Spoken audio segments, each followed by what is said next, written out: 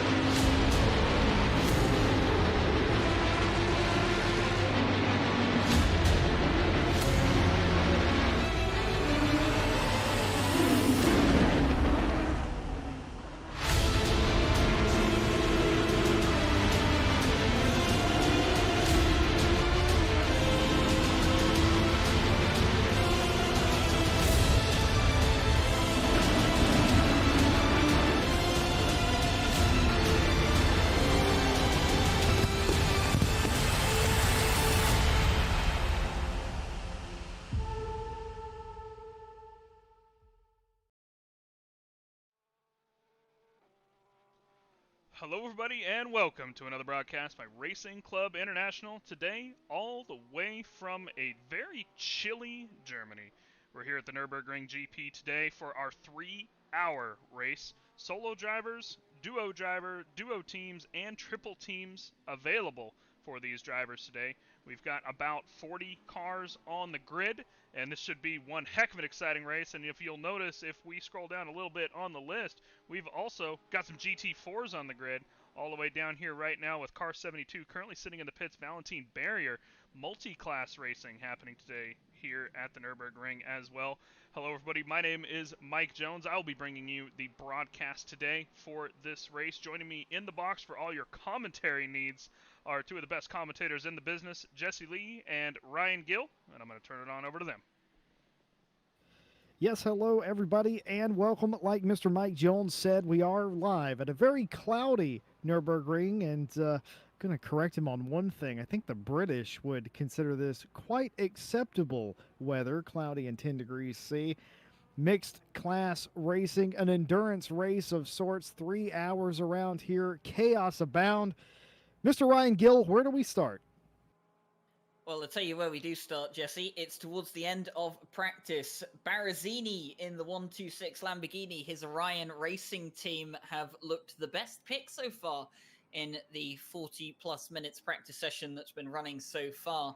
And I have to say, they came runner-up at the 6 hours of Barcelona, didn't they? Got that time penalty throughout the race, which of course then demoted them to second place upon finishing the race. But they're looking to right some of those wrongs here.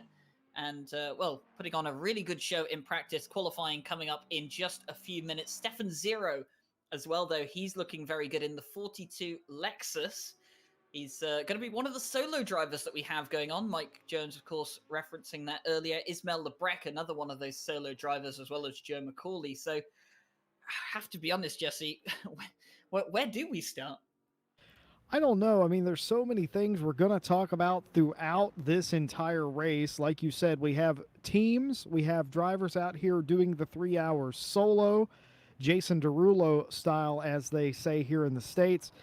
And then you have GT4s that are making up their own logic today. And then, of course, you're going to be on this track for 4 hours, and traffic is going to be an ever-present mistress. And then there's that ever-evolving strategy that will most certainly occur as well. Oh man, the only thing I think that we're going to be able to predict today is about the time the race is going to end. Yeah, so of course the race getting underway in just about half an hour actually. So we've got practice coming to an end in just under a minute's time. We'll have a 30-minute qualifying session coming up. Of course, it's going to be GT3s out first for qualifying. They'll get the first 14 minutes of the track to themselves. Then, of course, there'll be the 2-minute crossover period, and the last 14 minutes reserved purely for the GT4 cars. And then, of course, past 5 o'clock BST is when the race will be starting. It'll be a 3-hour race, as I'm sure a lot of you at home can probably guess by the title. But I have to say, Jesse, 3-hour race, it's one of those really nice lengths for a short endurance race, isn't it? It's not as long as a 6-hour, it's not as grueling as a 6-hour, but it's so much longer than a sprint race that it feels like a genuine, serious event that you can really sink your teeth into. Yeah, you're absolutely right, Ryan. I mean, it is exactly that. I mean, in real life, you don't really need a co-driver for this sort of length of event. This is right on the edge of that before you fatigue and all sorts of things set in. But you also, at the same time, this is a long race. This is longer than most of the races that these guys will do, barring those specialty events. Of course, the 12-hour race for us and et cetera and so forth that you see other places. So it is a perfect length, like you say. A lot of these guys have elected to have teammates, don't want to wear themselves out. Some of these guys are going to be back here at RCI TV later tonight to tackle the second round of the Night Owl Championship. So some of these guys are going full Ironman status here tonight. But for a lot of these guys, this is a fun Saturday with their mates or solo for some of these guys. I wouldn't want to do this solo, though, Ryan. I'm going to tell you that. Because I wouldn't want to, wear myself out. You get to the 2.5 hour mark and fatigue starts to set in. And for a lot of these guys, they're going to be embroiled in a battle for 2.5 hours. So that adds on to the stress. It's all part of the fun and games, though. What I'm looking for today, more than anything, honestly, is I want to see how well these GT4s, how competitive some of these GT4s are. This is my first GT4 race I've ever commentated on for RCI, and oh my goodness, get your umbrellas out, Mr. Ryan Gill. Well, qualifying has started officially now for the 3 hours of the Nurburgring. It's going to be the GT3s going out first, and the heavens have indeed opened. We have rain here at the Nurburgring, 19 degrees track temperature, 14 degrees ambient. Darren King in the 38 Ferrari would be the first car out on track. But it seems that Andre Franke in the FFS Racing VH Lamborghini, he's got absolutely no intention of staying behind that Ferrari to start the qualifying session. He's going to get out there, set a lap, and be on his way. And in fact, as I look now, it's actually Mike Noble in the car, not Andre Franke. The timing board just showing the incorrect name for the moment. But yeah, has Mike Lamborghini... Noble lost his mind, by the way?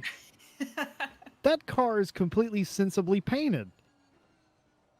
Well, I kind of get the feeling that Andre Franke might have had something to say about that, because obviously these guys' teammates have been teammates for quite a while in ACC respect. In fact, it was all the way back at the RLM 3 Hours of Zolder, if I remember correctly, that I first saw them teamed up, and they went on to dominate that race, by the way. And of course, been teammates and good friends ever since, both of them appearing in the SRO Esports Silver series earlier this year, whilst all the lockdown and COVID stuff was going on. So very familiar with one another. And Mike Noble, very familiar with the Lamborghini as well. It's a car that he seems to get on well with. And I have no doubt that him and Andre Franke, they're definitely going to be one of the favorites up there with the Orion Racing Team Lamborghini and a few other entries today for the top spot in the Pro class.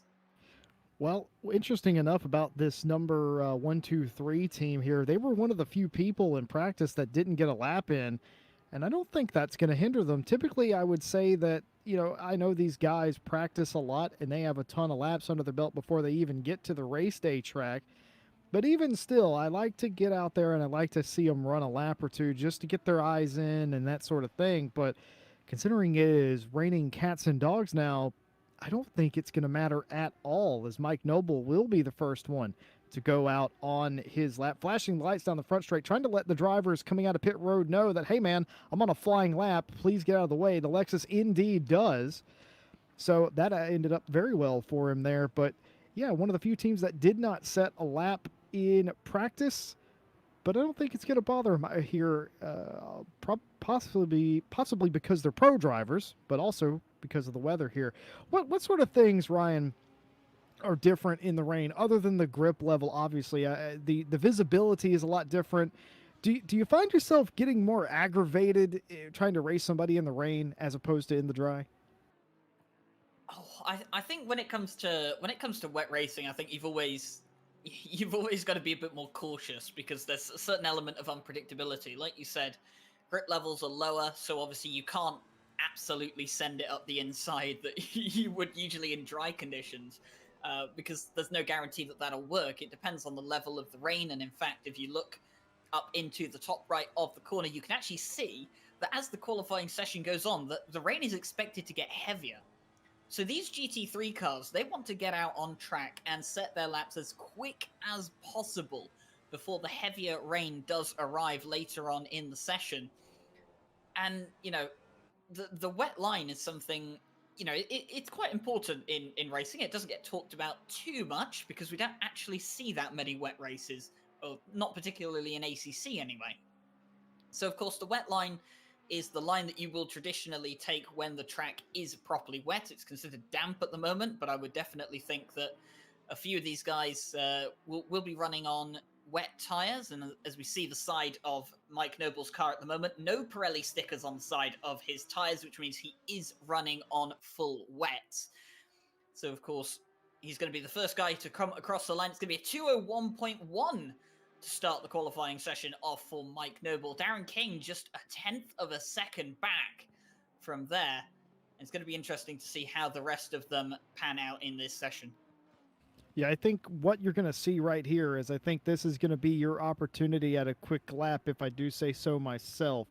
Because once this lap here goes by, we're going to get into the territory of that heavier rain continuing to fall, and the track is going to get wetter.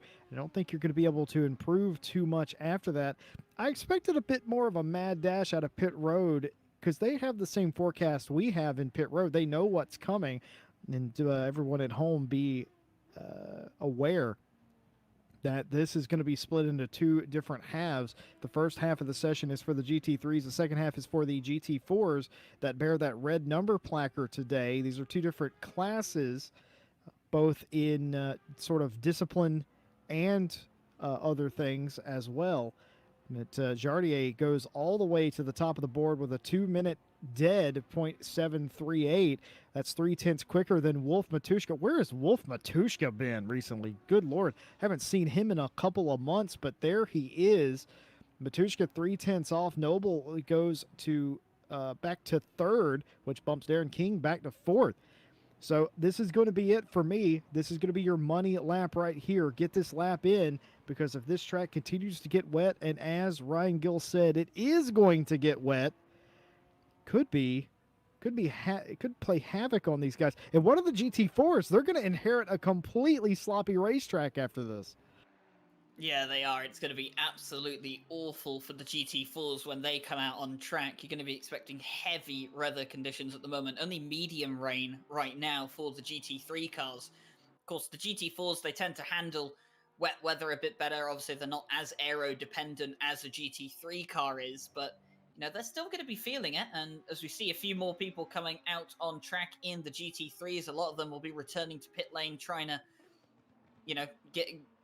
lower that fuel down again. A few of these guys probably going to be just running on enough fuel to do 2 or 3 laps, going back to the pit lane, coming back out again. And it's going to be interesting to see how some of them go on. We're looking at the Sensible Racing 83 Audi at the moment. 15th place, come across the line, go up into 10th. So looking very, very sharp there at the moment. But look at the gap between some of these cars. You've got the top 5 covered by 0.6 of a second. And in fact, the top 6 covered by 7.5 of a second. And then there's quite a significant gap down the rest of the field. And I think a few of these guys just struggling to get to grips with these conditions, Jesse. Yeah, indeed. I mean, you just look at the 722. They nearly lost it coming out of the Mercedes-Benz arena, just trying to get that power down. It's obviously tricky conditions. I suspect most of these, thank God that car was off the track. The camera lied to me there. I thought they were going side by side. They were, but they were not in either of the way. But yeah, these track conditions are getting ever more treacherous, and just shows you the little bit of wiggle, the wobble, trying to put the power down. It's not the easiest thing in the world to do. And as this progressively gets wetter and that goes from damp to something more serious, you're not going to want to be hitting too many of these curbs. No, definitely not. As the track gets wetter, of course, the curbs become even more dangerous. We've seen so many times before, people just touching the grass, touching the curbs when the track is just too wet. Easily send you off into the wall. And obviously, we don't know what the race conditions are going to be like. It could be that the race is going to have rain, but we don't know at the moment. So these guys have got to go into it, with the assumption that, we have no idea what the race is going to be. They'll have prepared for a dry race, as people typically do. And a few of these guys will have prepared for a wet race. But I think, to be honest, Jesse, I think if we're going to have a wet race here today, I think the general order of the grid is going to be a bit all over the place as we look at Jaroslav Honzik in the number 39 Bentley for the Yaz Heat team. He's been going very, very well in a lot of the series he's been racing in recently. Of course, at RCI, he wrapped up the ICGT Sprint Championship for the Pro Split and the GT4 Championship in the Pro Split within the same week. I know, Jesse, you had the pleasure of watching him wrap up the Intercontinental Championship, and I had the pleasure of watching him wrap up both championships. He's been on another level recently, which is saying something for a man with so much skill. Yeah, absolutely. And we're going to go to Mike Noble here. Mike Noble's rounding the Dunlop hairpin there, going up to the Schumacher S's. He's tracking green right now, Ryan Gill. He's got something to prove here. He's proven me wrong at this time. I said that the fastest lap would have been ran right about where Jardier ran his lap. But Mike Noble is on a tear as he's going to continue around, and we're going to have to see if this is enough. Still hitting those curbs in that Lamborghini for FFS Racing. I'm not sure. This could be a pole-shattering lap as Macaulay nearly took the provisional pole away from Jardier. 0.045 of a second, the difference between the top two. Can Mike Noble have anything to say about that? Well, he comes into the final chicane, and he's got one more corner to go. 0.3 of a second up on his lap time. 0.4 of a second up on his lap time. It's enough to take provisional pole. if he can keep this pace up through and out the final corner, it looks like he will. He'll come up towards the timing line. Mike Noble will go provisional pole. It's a 2-minute 0.708. 30 hundredths of a second. Oh my goodness. So you're telling me we're going to have a race. Folks, take a look at the provisional top 3, all under a tenth of each other. Holy cow. And this is in these conditions. I think these guys really want to win this race.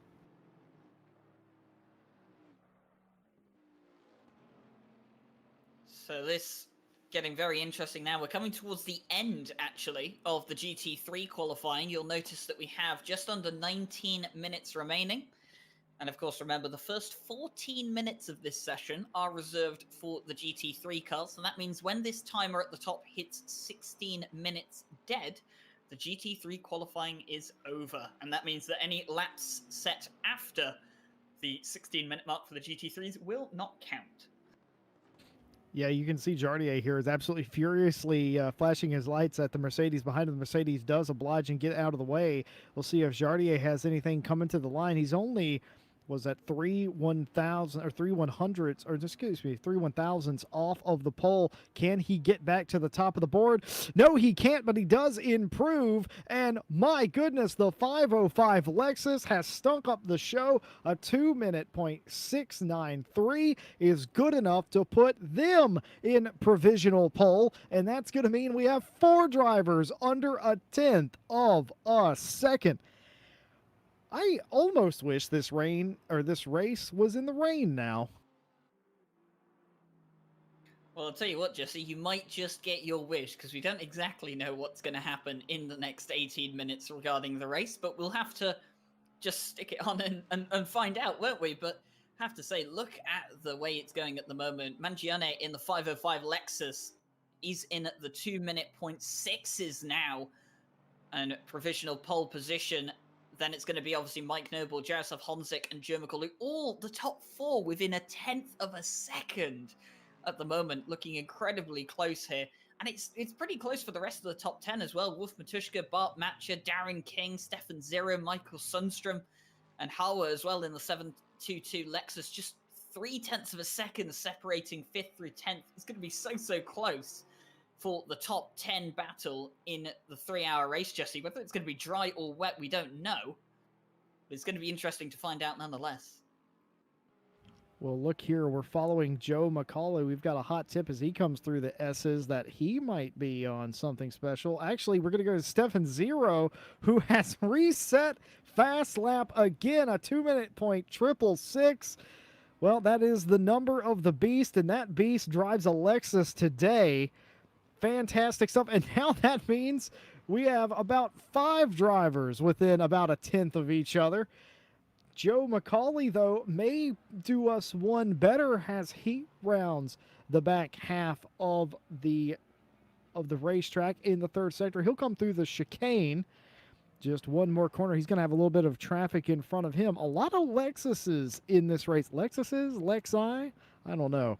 But he's going to have that car in front of him. That does not hold him up at all. Windshield wiper going on the front of that car. He's actually going to be able to use that toe. And Joe McCauley is going to destroy fast lap around the Nurburgring GP. 2-minute .297, putting 3.5 tenths on Stefan Zero. It was looking all good until that darn Joe McCauley ran that lap. Joe McCauley absolutely throwing down the gauntlet, saying, "This is mine." Mike Noble will go up to provisional 2nd place. That'll be his final lap of the GT3 qualifying session. Jardia is going to be coming up towards the line, but I think he's stuck in traffic. He's not going to be improving on his lap time. Wolf Matuszka is up by 1/10 of a second. He is still on a valid lap, so he will be able to finish this lap for the qualifying session. The GT4s will be lining up at the end of the pit lane momentarily, and Wolf Matuszka got a bit out of shape apparently towards the back end of the circuit. A bit of a yellow flag coming out there, and he's lost all the time that he'd gained, so he's not going to be improving at all. Harwood 4/10 up on his lap time in the number 507 Porsche. He's coming up towards the chicane for the final time. If he can carry this extra 4/10, Jesse, into the final lap. He won't gain any places unless he can find an extra couple of tenths. He'll find another couple of tenths through the chicane. He'll come through the final corner now. Can Harwood throw himself into the top 10 at the end of qualifying? He'll come up towards the line, and the number 507 will improve, but only to 12th. Well, like you said, Ryan, the GT4s, as instructed, will likely be coming to the end of pit road. They were told that they could go to the end of pit road and sit in a line and wait, and you can see them right there. A lot of the Janettas are coming to pit road. They're all lining up. There they are indeed. At the 14-minute mark, they were told by race control that they could release, and they have, and it's a bit of a race out of pit road, side by side. Everyone trying to get out there. They see the impending rain. They know it's going to get worse, and they want to set that banker lap immediately. Can you blame them, Jesse Lee? Have you seen the conditions out there at the moment? We're obviously nice and warm in the commentary box at the moment. It's absolutely pristine. The heating's on and everything. It's perfect over here. But I mean, you know, out there, it's awful. I mean, I wouldn't want to be Valentin Barrier at the moment, one of the lead guys out for the GT4s. I mean, it looks like a race out there for GT4 qualifying at the moment. It is a race, Ryan, but they're not racing each other. They're racing the weather tonight, and that's the most important thing. They can see the weather report that we can see. They know it. They all want to get out there and run it. They see that the track has gone to full wet. They will not benefit from a damp track. It is full wet. So even though these cars handle better than GT4s, I don't know if you can risk using the curbs too much now. It's going to be risky, isn't it? And you know, I think it's going to be one of those cases of risk versus reward. You know, are the guys going to take the most risk going to get the most rewards? Probably not. But you know, I think it's just going to be a bit of a flip of the coin. But I tell you what, Jesse, we're not short of talent in this GT4 class. They might not have as many cars in this class as what we have in the GT3s, but oh my word, is there talent? Gergo Panka, Valentin Barrier, James Parker, Billy Octane, and Martin Lawrence as well. The list goes on, Jesse. Yeah, you're absolutely right. Billy Octane, Michael Muthen in the back there, who, by the way, left pit road incredibly late as far as I'm concerned. I don't think he wanted to deal with these guys, but this whole field, GT3 and GT4, this is a stacked field. This is exactly what we want out of a Saturday race, you know? This is the kind of thing that you expect, and we've come to be treated to here at RCI TV, is all of these different drivers and teams here, and it's an absolute pleasure to have them here and have them on display in somewhat treacherous conditions. I'm going to tell you, if this continues to rain into the race, I'm going to get out the canoe.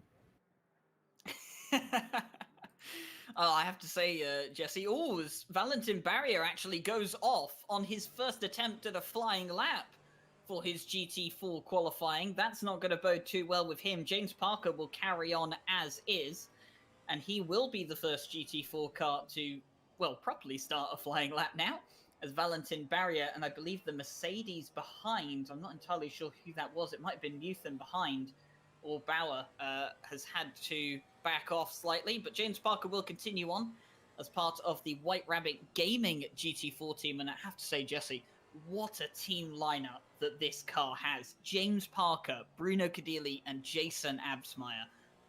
Incredible lineup of drivers, and obviously I've had the privilege of watching Jason Absmeyer and Bruno Cadilli, you know, in some of the South African leagues that I've commentated on with George Smith for Raceface, and you know, I'm not too sure how much you know about them, Jesse Lee, but I have to say, the White Rabbit Gaming boys, they are fast. Yeah, they absolutely bring it. I've had the pleasure of talking to a lot of those guys for other races that we've done, and I wouldn't say intense. They're not intense. They're very laid back, and they like to have fun. They're having fun with me sort of at their own expense as well during an interview I conducted with them once. But lovely bunch of guys, and some of the people I would never want to get into a race with, because I know that I wouldn't stand a chance, but they're fun people to hang out with, I can tell you that. And as James Parker, we just saw him, he got a little sideways. He hit that curb. I was talking about the curbs earlier. He hit that curb, and that Porsche went completely sideways. Not a drift competition here today, Mr. James Parker. I know they do host drift competitions here at the Nurburgring GP, but if you check your calendar, that is not today. You're in a GT4 race, man. But I don't know if that affected him too much. It looked awful on the camera, but the way that he corrected it was so very gentle that I'm not sure his lap will be affected much. And James Parker does, of course, by virtue of being the first to go across the line, be the quickest. Bauer briefly second, and then Wurzler is up to second in the class now. Octane will filter in as all the times start to go onto the board. That is the baseline. Parker just out in front by nearly an entire second. He is, as Gergo Panker now goes up to what will be third in class. That's going to be a dead heat between him and Wurzer right now. Yeah, it's going to be so interesting if those times are the same come the end of the session. Of course, Versa will remain ahead because he was the first one to set that lap time. But yeah, to seeing two cars set identical lap times is always amusing. You know, James Parker was talking to me, a couple of days ago, Jesse, and he was saying how excited he was for this race to get GT3s and GT4s in an endurance race, because I don't think it's been done. I don't think it's been done yet. I could be wrong, and probably am. And anyone feel free to correct me if I am wrong. But you know, I very much like James Parker. I am so excited to see how this race will unfold with the GT3s and the GT4s on track at the same time. Here is Billy Octane. He's currently, well, quite far down on the likes of James Parker, 3.2 seconds back on James Parker's qualifying time at the moment. And Billy Octane, Jesse Lee, he's got a rather interesting teammate. Would you like to know who it is? Is his teammate that other fellow with the awesome racing name? It unfortunately is not. Who's his teammate? It is the Welshman, Tom Roberts. I don't know who that is.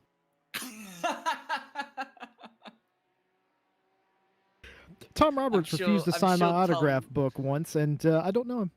I'm sure Tom Roberts is going to be in the chat right now, absolutely fuming. But regardless of that, I'm not sure if I'm allowed to say it on stream, but I'll say it anyway, and Tom Roberts can shout at me afterwards. Congratulations to Tom Roberts, by the way, for getting a position at unnamed sim racing development company for sim racing hardware.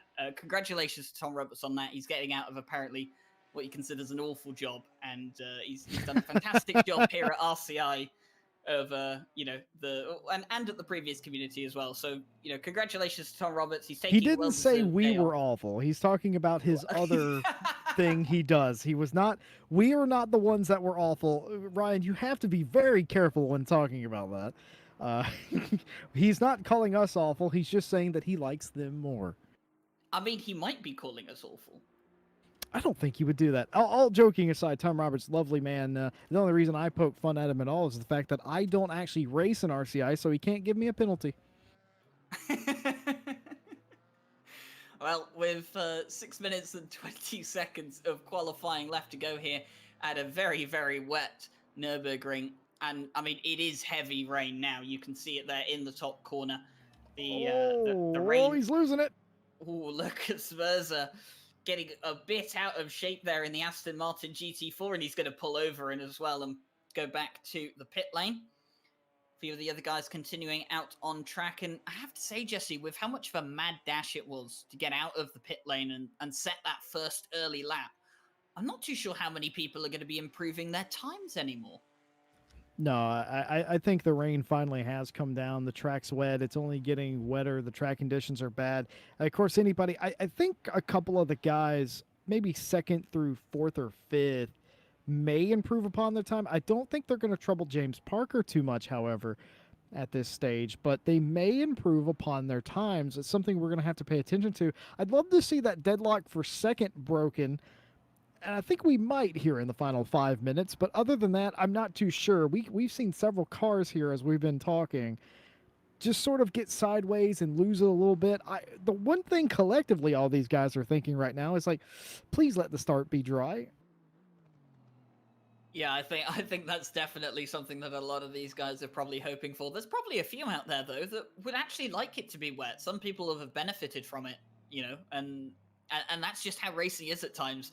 You got to, make the best of what you have with the hand you're dealt. And Manuel Darren at the moment, he's going to come up towards the timing line, and he is going to be 35th overall And it looks as if, yes, that's going to be 7th in the GT4 class.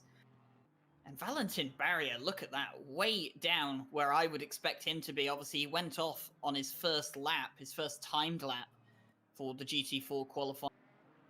And I tell you what, he's going to come through the final corner. He's going to gain an absolute behemoth amount of time through the final corner, and he's going to push himself up into 4th on the GT4 grid. He's really put himself into the podium picture now for the GT4 class and is well in there for qualifying. But James Parker in the WRG car is well out in front in qualifying. I'm going to be honest with you a little bit. I'm surprised he's back out there at all. I thought that maybe he would just rest on that lap time because he's got, what, about 8/10 ahead. But no, he's going to go back out there and he's going to try again to see if he can improve upon his time a little bit. And I think this will be the best benchmark that we get all day of what's possible. Maybe that was just a baseline. Maybe he can get a little something extra out of the car. We're going to find out about half a lap's time, I'd say.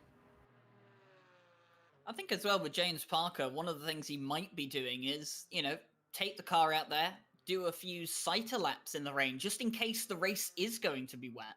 Get a feel for the car. What does it feel like in the rain? Because maybe they haven't prepared for that. It's a good point. I mean, for some team that hasn't prepared for it or perhaps hasn't prepared for it, they're handling it like a champ right now. They're out there ahead of all their cars in their field. One other thing that I don't think a lot of our viewers or us has ever actually seen, because, again, this is sort of uncharted territory in ACC, multi-class racing. Here, oh my goodness, big wiggle out of Wurzer right there. Holy cow, he very nearly lost it coming out of Mercedes Arena. That's exactly what I'm talking about. That sort of wiggle, that eats up all your lap time. But like I was saying, this is the first time we're actually seeing the gaps live. You can see the 74 Audi, that's the lowest qualifying driver for GT3, and the fastest qualifying driver GT4.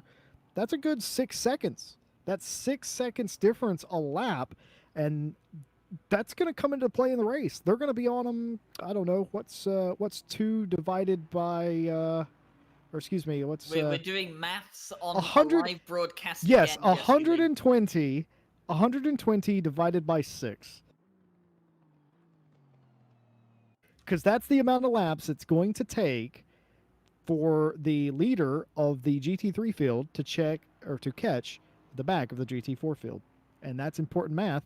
And I would be doing that math if I wasn't sitting here doing math for another thing. Lucas Verza coming towards the end of his qualifying lap. He's 0.2 of a second up. He'll come up towards the chicane. He's had a few moments on this. So you're telling me you're not interested in math?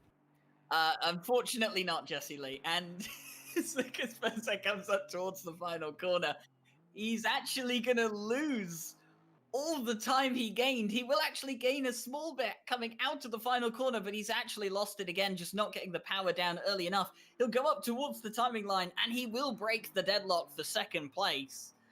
And it will how? After all that, how? How on earth, after all those little mini moments, was he able to do that? I think the reason he lost all that time is because he was trying to divide 6 into 120, I reckon is what happened there. And it's a simple computation on a calculator in your head. It's a little bit more difficult. We're here with Darren in the number 29 Aston Martin. I do love these GT4 Aston Martins. They do look an absolute treat around here. I know some people claim they look a bit plain, but to those people, I tell them to adjust their glasses. I love these cars. We'll see if he can improve. Of course, James Parker hasn't improved as of yet. Wurzer, however, did, despite trying to lose all of his time. We're going to see if Darren can do a little something here.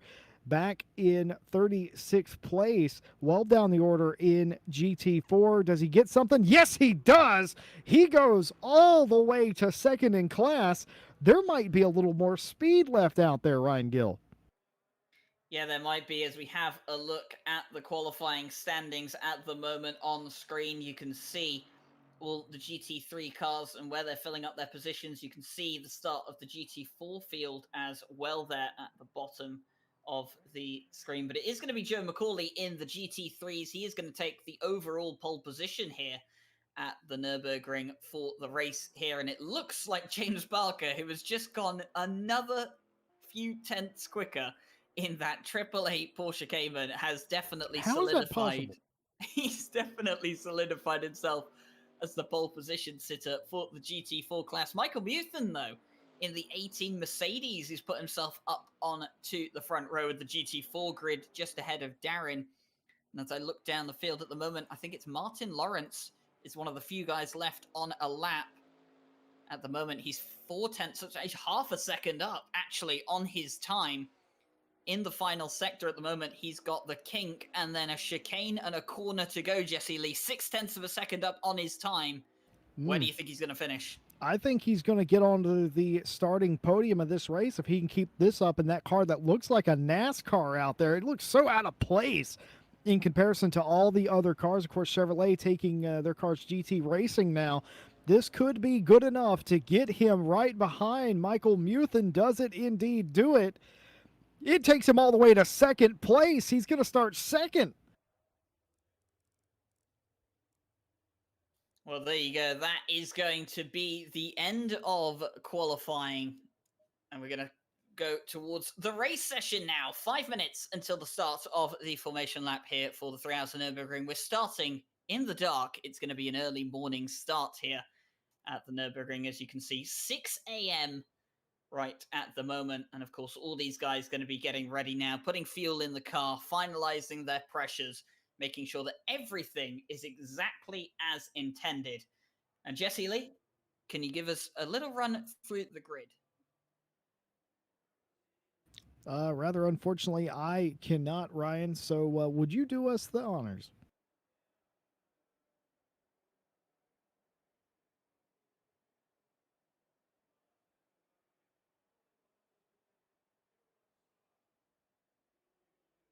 Okay, so Joe McCauley is going to line up on the front row for the GT3 field. Andre Franca alongside him there on the front row. The Lamborghini looking very, very good indeed. Darren King and Stefan Zero will be lining up on the second row of the grid. Then we have Magione in the 505 Lexus, followed by the Bentley of Jaroslav Honzik. Then we have the 129 Porsche, the late midnight racing car, and Wolf Matushka in the 25 Audi lining up alongside them. Then we have the 404 Connection Lost Racing Aston Martin alongside the Orion Racing 126 Lamborghini. Mikhail Sundstrom in the 899 nearly on pace Mercedes will be paired against Benoit Hardwood. And then for the rest of the GT3 field, it's Rabbi Hauer 13th, Ismail Lebrec 14th, Ismail Gunyusu in 15th, Alistair Gillies 16th, Marco Ripper 17th, Harry Conway 18th, Gleb Kuzin 19th, Francesco Bruschi 20th, Joachim Svensson 21st, Manos Gerardis in 22nd, Felix Ruppert in 23rd, Sebastian Louis Alexander 24th, Victor Nordqvist in 25th, Stefan Key 26th, Benny Hillman 27th, Michele Rizzo in 28th. And then we get to the start of the GT4s. It's going to be Bruno Cadilli starting the 888 Porsche Cayman GT4 for the GT4 class. And alongside him is going to be the 405 of Martin Lawrence. He's going to be followed by Michael Muthen and Manuel Darren on the second row. Lucas Verza in the Aston Martin GT4 will have Gergo Panka alongside him in the Ginetta. Valentin Barrier in his Porsche Cayman will be just behind them. He'll have the number 22 of Florian Bauer behind him. Benko and Billy Octane will round out the field in the GT4 class and overall in the Aston Martin and Ginetta, respectively.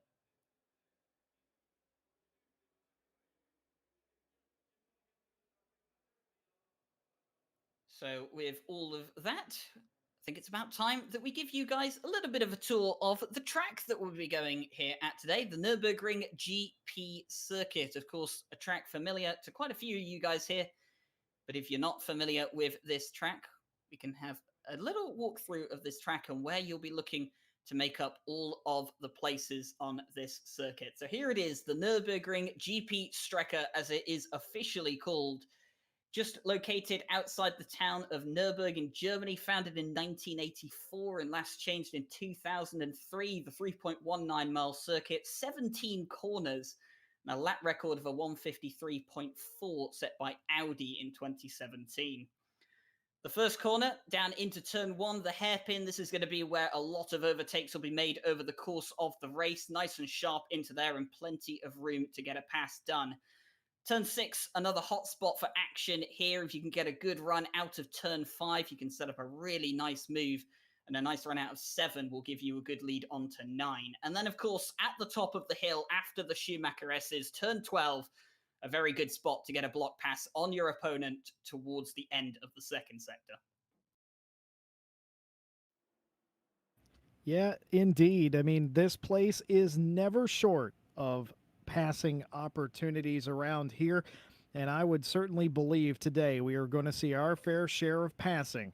With 20 seconds left, they are all under starters orders. 2 classes, something that RCI TV has never tried before. Multi-class endurance racing. We're glad to have every single one of you with us. I'd like to thank everybody here at RCI that makes this happen, and especially all of our stewards here today, and Mike Jones, who's the man behind the cameras, and Ryan Gill sharing the booth with me today. It's going to be a fantastic event, all things said, as they are now rolling off onto their sighting lap. Some 40 cars thereabouts, all coming off the grid. They'll all start together, but certainly they will eventually break off into their own little battles. And as that track guide presented by Ryan Gill there had you see, there are copious amounts of passing opportunities here today. I don't think we're going to struggle with that.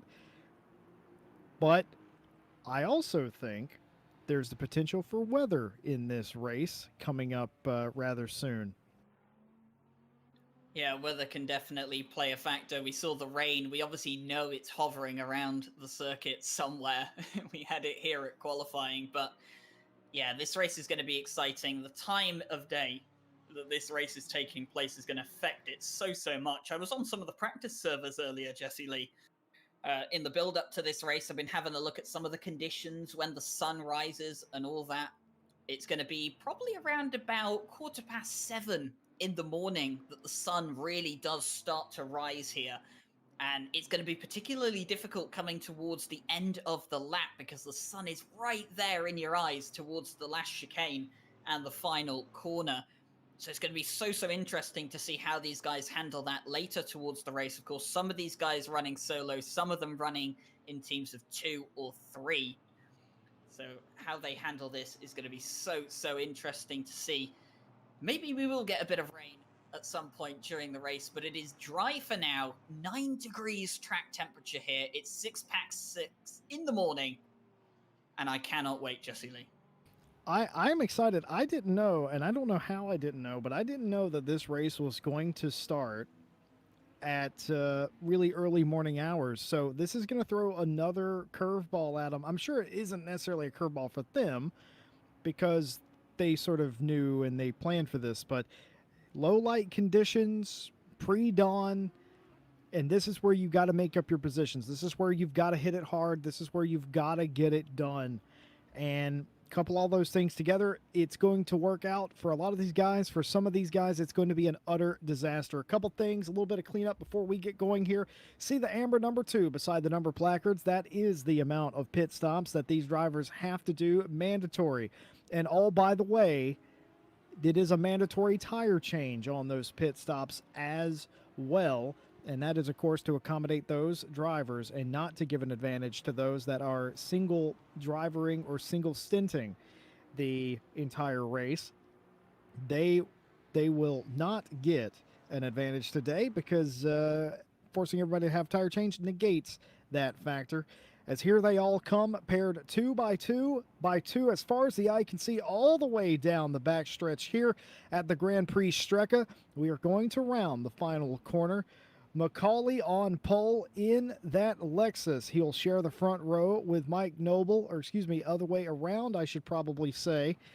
They will share the front row as we continue to see back at the GT4 field just how deep they start in the back of the field as they line up and slow down under the condition, waiting for the green flag. The green flag drops incredibly late, but there we have it. And Macaulay is actually going to fall back a little bit. Noble is going to get the whole shot down into turn one. Can't quite get enough to go over to the right and cover. And they're going to be side by side as they all fan out 5 and 6 wide. And there's touching into the first hairpin. A minor incidents as far as we know. We didn't really see, but it's going to be Mike Noble leading the field. He does get that position as fighting back for 4th and 5th position continues.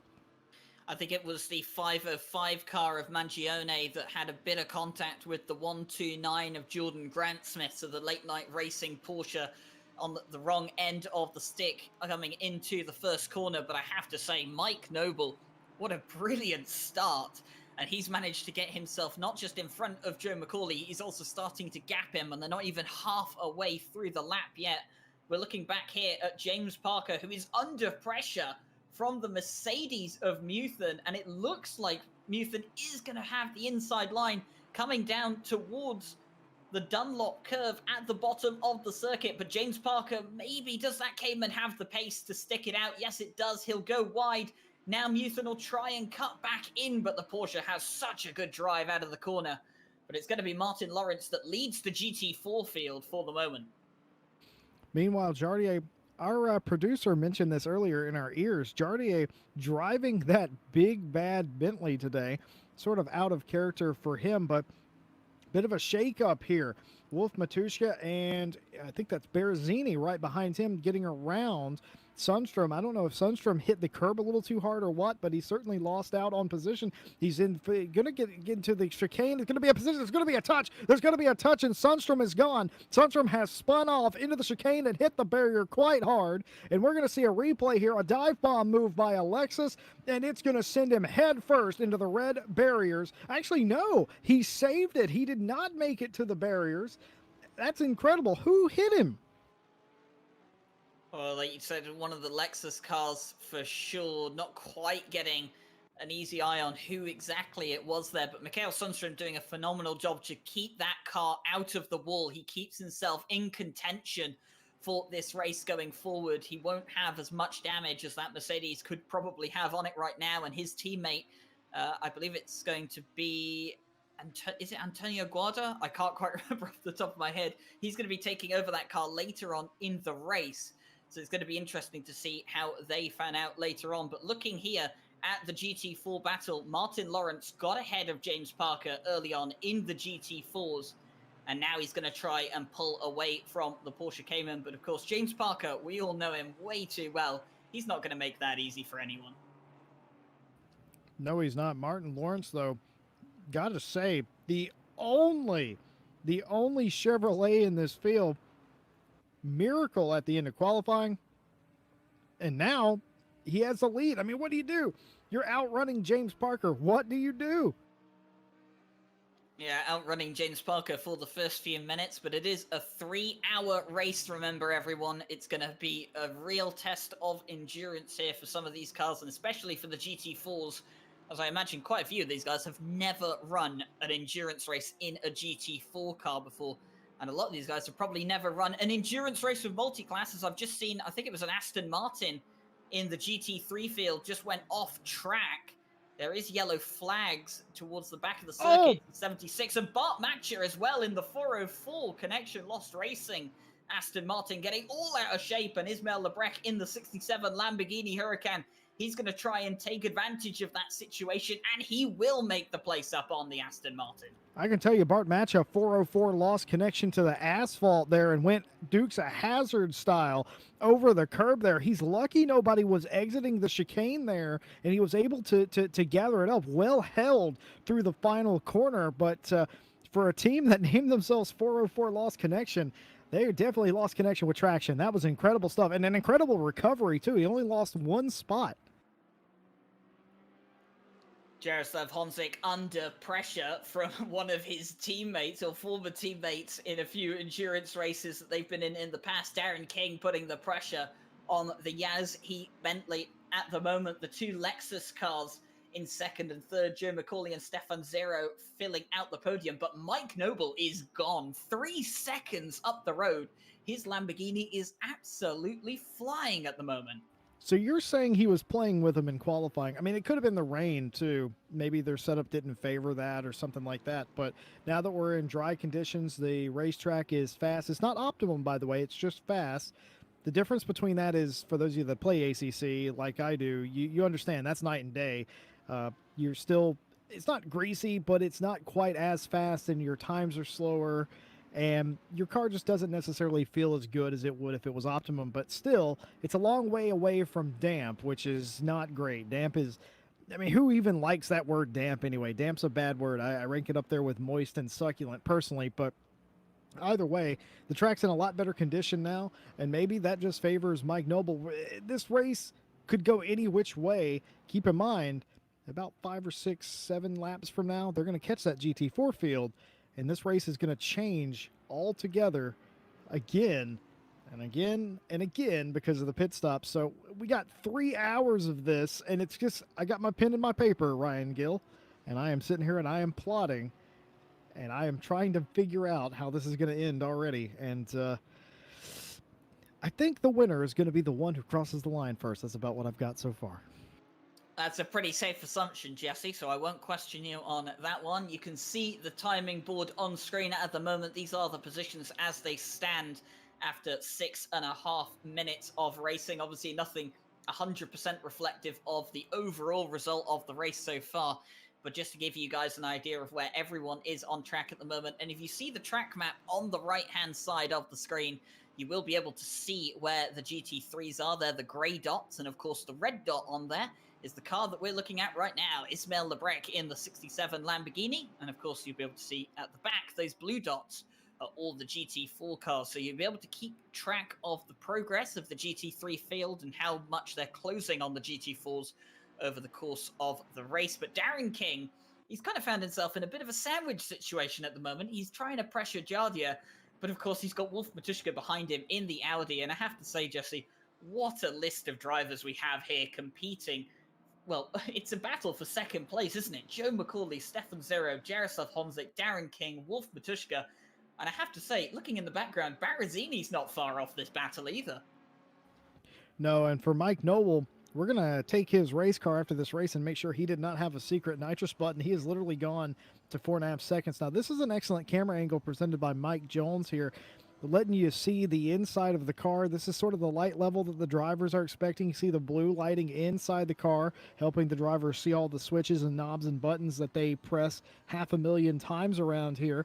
Barazini must be, oh, nope, just as I say that, he's making some adjustments. What I was going to say is you don't see his hands flailing around in there, which typically means he's happy with his race car, but isn't, as he came down the front straight and made several changes to the car. Meanwhile, Jardier under attack from Darren King. These two no strangers to one another. Darren King has never finished 5th in a race in his life. I don't think he's ever finished off the podium. He's in unfamiliar territory. He doesn't know the language, and he would like to get up higher right now, but like Ryan Gill said earlier, that's Wolf Matuszka behind him in that Pepto-Bismol colored Audi. I know that car very well as indeed. Darren King being patient. I think he's aggressively patient right now, and I think that's the best thing here when you're only about 9 minutes into a race. I didn't know aggressively patient was something that someone could be, Jesse Lee, but I suppose that's how I live my life. So I suppose you have proved me wrong here, as we're looking at Gergo Panka, and he's trying to have a look at the moment on Verza. In fact, Verza's just got past the likes of Gergo Panka, but the Ginetta 3-2-1 at the moment, not doing the best that he could be right now. I think he has gained a couple of places from the start of the race. And of course, that car filled out with Matt Samuel and Jarkko Torvinen. As actually, I'm looking back now at the GT3 field, and Wolf Matuszka has got past the likes of Darren King. And Barazini's going to look to go up the inside as well as they come through the kink. They're going to come up towards the final chicane. The Lamborghini is going to be ahead. Darren King will have the inside line, and he's going to retake that position from Barazini.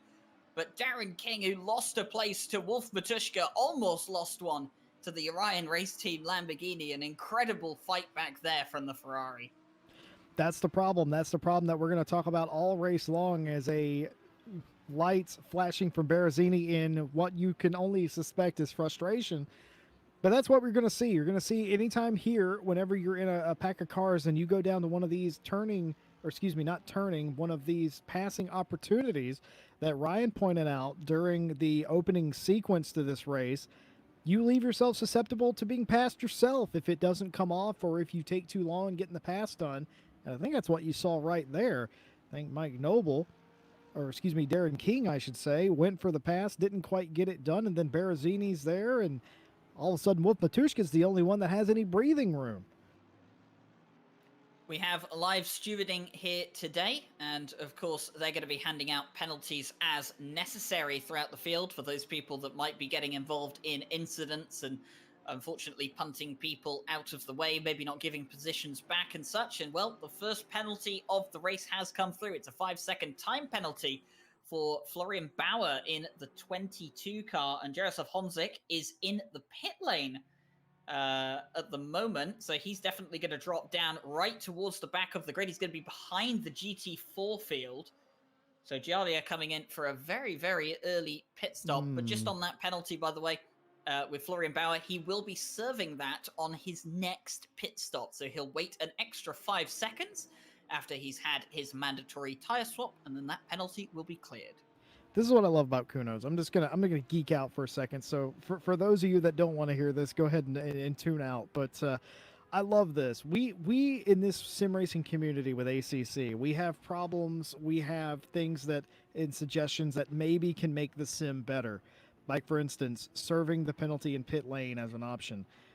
And Kunos obliges. You know, it just out of the blue, they're like, oh yeah, by the way, that thing you asked for, we put it in the game. And it's like, who does that? What other developer and creator does things like that? Kunos is the only one that I can think of, and that has made the lives of so many racing drivers and so many team strategists and everything else so much more happy. Because we have these things that we can toggle, and that was one of those features, especially for RCI or TV racing, that we asked for a lot. We asked for that ability, and it's here. We've had it for a while, and I absolutely love it. I love that doesn't end your race. You serve it on your pit stop. You go sit on the naughty step for a second, and then you're right back at it. And you don't have to guess at the end of the race how far behind you are or whatnot. None of that's relevant. Kudos to Kunos and the people who made that an option. As sim racers, as gamers, we love options, and just fantastic. It makes you feel all warm and fuzzy inside. You know what's making Mike Noble feel all warm and fuzzy inside? 6-second gap to Macaulay, but Macaulay not fuzzy at all. He's got Stefan Zero right behind him. He can see his lights. In fact, there you see him right there, showering sparks in the early morning here at the Nurburgring. Not what I expected out front, though, Ryan Gill, it must be said. Didn't expect the 1-2-3 to get along or get out to such a big lead. And I definitely don't think that was a pit stop that they wanted to take, Jardier. That must have been something.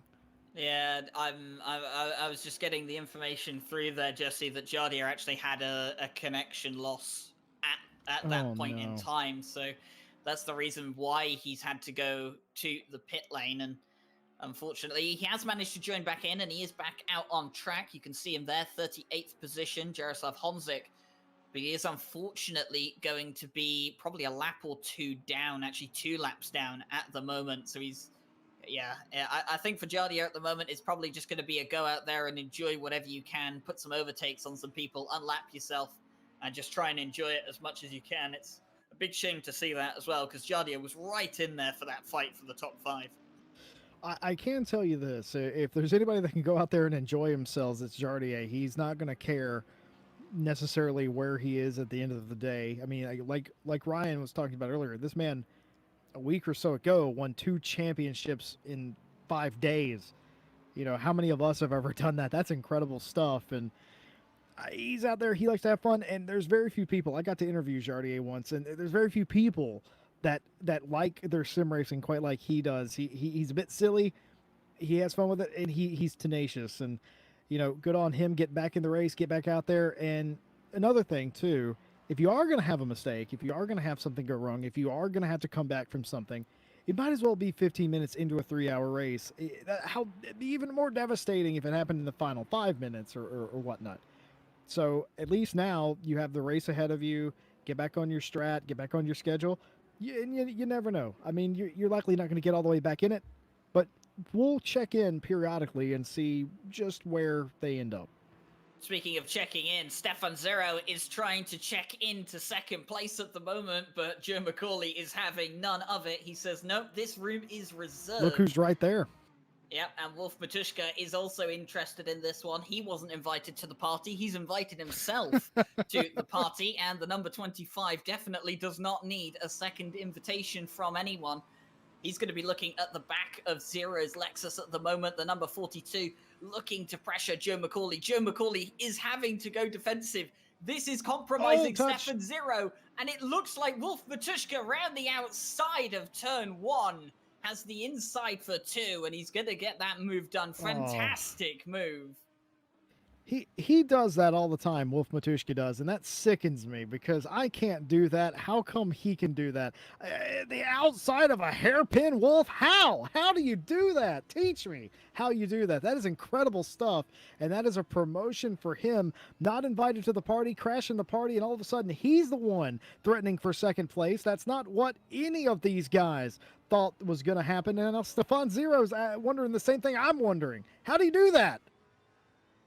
I think Stefan Zero at the moment will also be thinking to himself, well, now I've got Darren King behind me, and this is not going to look any better for him if Darren King can get ahead of him. Stefan Zero obviously had the chance to get past Joe McCauley, couldn't quite find the space, then he lost a position. The last thing he needs to do now is lose another position to someone behind him. And just keeping an eye on the timing board on the side, you'll see that Magione in the 505 Lexus has received a 15-second time penalty. That was for contact on lap 1 with the 129 Late Night Racing Porsche of Jordan Grant Smith. I spotted that one at the first corner. So a bit of contact there. Magione was judged to be responsible, and he's been given a 15-second time penalty to show for it. So he'll be serving that on his next pit stop. But back to the action. Oh, Darren King! Oh. And he saves it. He doesn't make it to the wall, Ryan. Well, I have to... He's lucky there's that much grass there on the side of the chicane, because honestly, I thought that was going towards the wall. But Darren King getting all out of shape, and I tell you what, that'll be a saving grace for Stefan Zero at the moment. He'll be thinking to himself, thank goodness, now I can focus on what's ahead of me, and what is ahead of him is Wolf Matushka putting pressure on the likes of Joe McCauley. Wolf Matushka, he took one Lexus on the previous lap. He's going to look to take another Lexus on this lap, but he's not quite going to have the pace or the space to do so on that occasion. I gotta say, I didn't expect this explosion of pace from Wolf Matushka. I don't know if these cooler conditions, 9 degrees C, both track and ambient here at the Nurburgring today, or should I say this morning, but I don't know if this sort of favors it, or maybe if just qualifying in the rain wasn't Wolf's thing. Actually, I do know qualifying or racing in the rain isn't Wolf's thing. It's the one thing that he dislikes more than anything is having to race in the rain in that Audi in particular. He says it's a bit of a death trap the way that he drives it, but obviously in the dry conditions, as the track has now gone to optimum, by the way, started out as fast, now all the way to optimum. So this is the perfect amount of grip for the track, and this is pretty much, unless we get rain, where it should sit for the entirety of Joe this McCauley's event. made a mistake, Jesse. Joe McCauley has made a mistake. He was coming out of turn 12 at the top of the hill. Maybe he was touched by Wolf. I'm not entirely sure. Yeah, Wolf has given the position back to him. A little flash of the lights to apologize as well there from Wolf Matushka. That's good sportsmanship. And I don't think there'll be a penalty for that, based on the fact that Wolf gave it back. Nobody really lost any other time. But you got to understand, Mike Noble's up the road. He's in the next state at this point. So it's really up to them, and it was a bit of a touch. Wolf Matushka, being a gentleman, he gave it back. I don't think the stewards will even look into that, to be honest. Fully agree with you there, Jesse, and we can actually see there's a 5-second time penalty just been given out for Mikhail Sundstrom in the 899 Mercedes. So Mikael Sundstrom's obviously been involved in an incident as well in his recovering drive. But look at how it is shaping up now in the battle for second place. Barazini has got past Darren King, and now the 126 Lamborghini is going to be pressuring Stefan Zero. And Stefan Zero is thinking to himself, hang on a second, didn't I just see Darren King disappear a couple of laps ago at the end of the lap? How is he already caught up to the back of me, and why is there a Lamborghini in front of him? It's a good point. I wonder if a lot of these times, and this is stuff that we don't know, but I often wonder about these races is if you are solo or if your team is watching the stream or they're watching the overall and they're feeding information. Certainly sometimes it seems like that's true, and other times it doesn't. You just never know who's doing what. I suspect Zero has his team telling him exactly what's going on, as we're seeing Ishmael Lebrec here, who's getting by some traffic there. Go ahead and chalk that up. And Ishmael Lebrec, by the way, is all the way up to 10th place now. He's one of those guys. He was in 12th earlier when we last checked in on him. He's very quiet, is Ishmael Lebrec. He's a very quiet guy, goes about his business. I suspect he'll continue to gain positions here today. Just looking at the moment, on the track map, you can see there that the kind of lead guys for second through to fifth, or sixth rather, for the GT3s, they're catching up to the big pack of GT4 cars. So obviously they're going to start going through some lap traffic, and there's Olaf Leffe in the Technic Motorsports Porsche.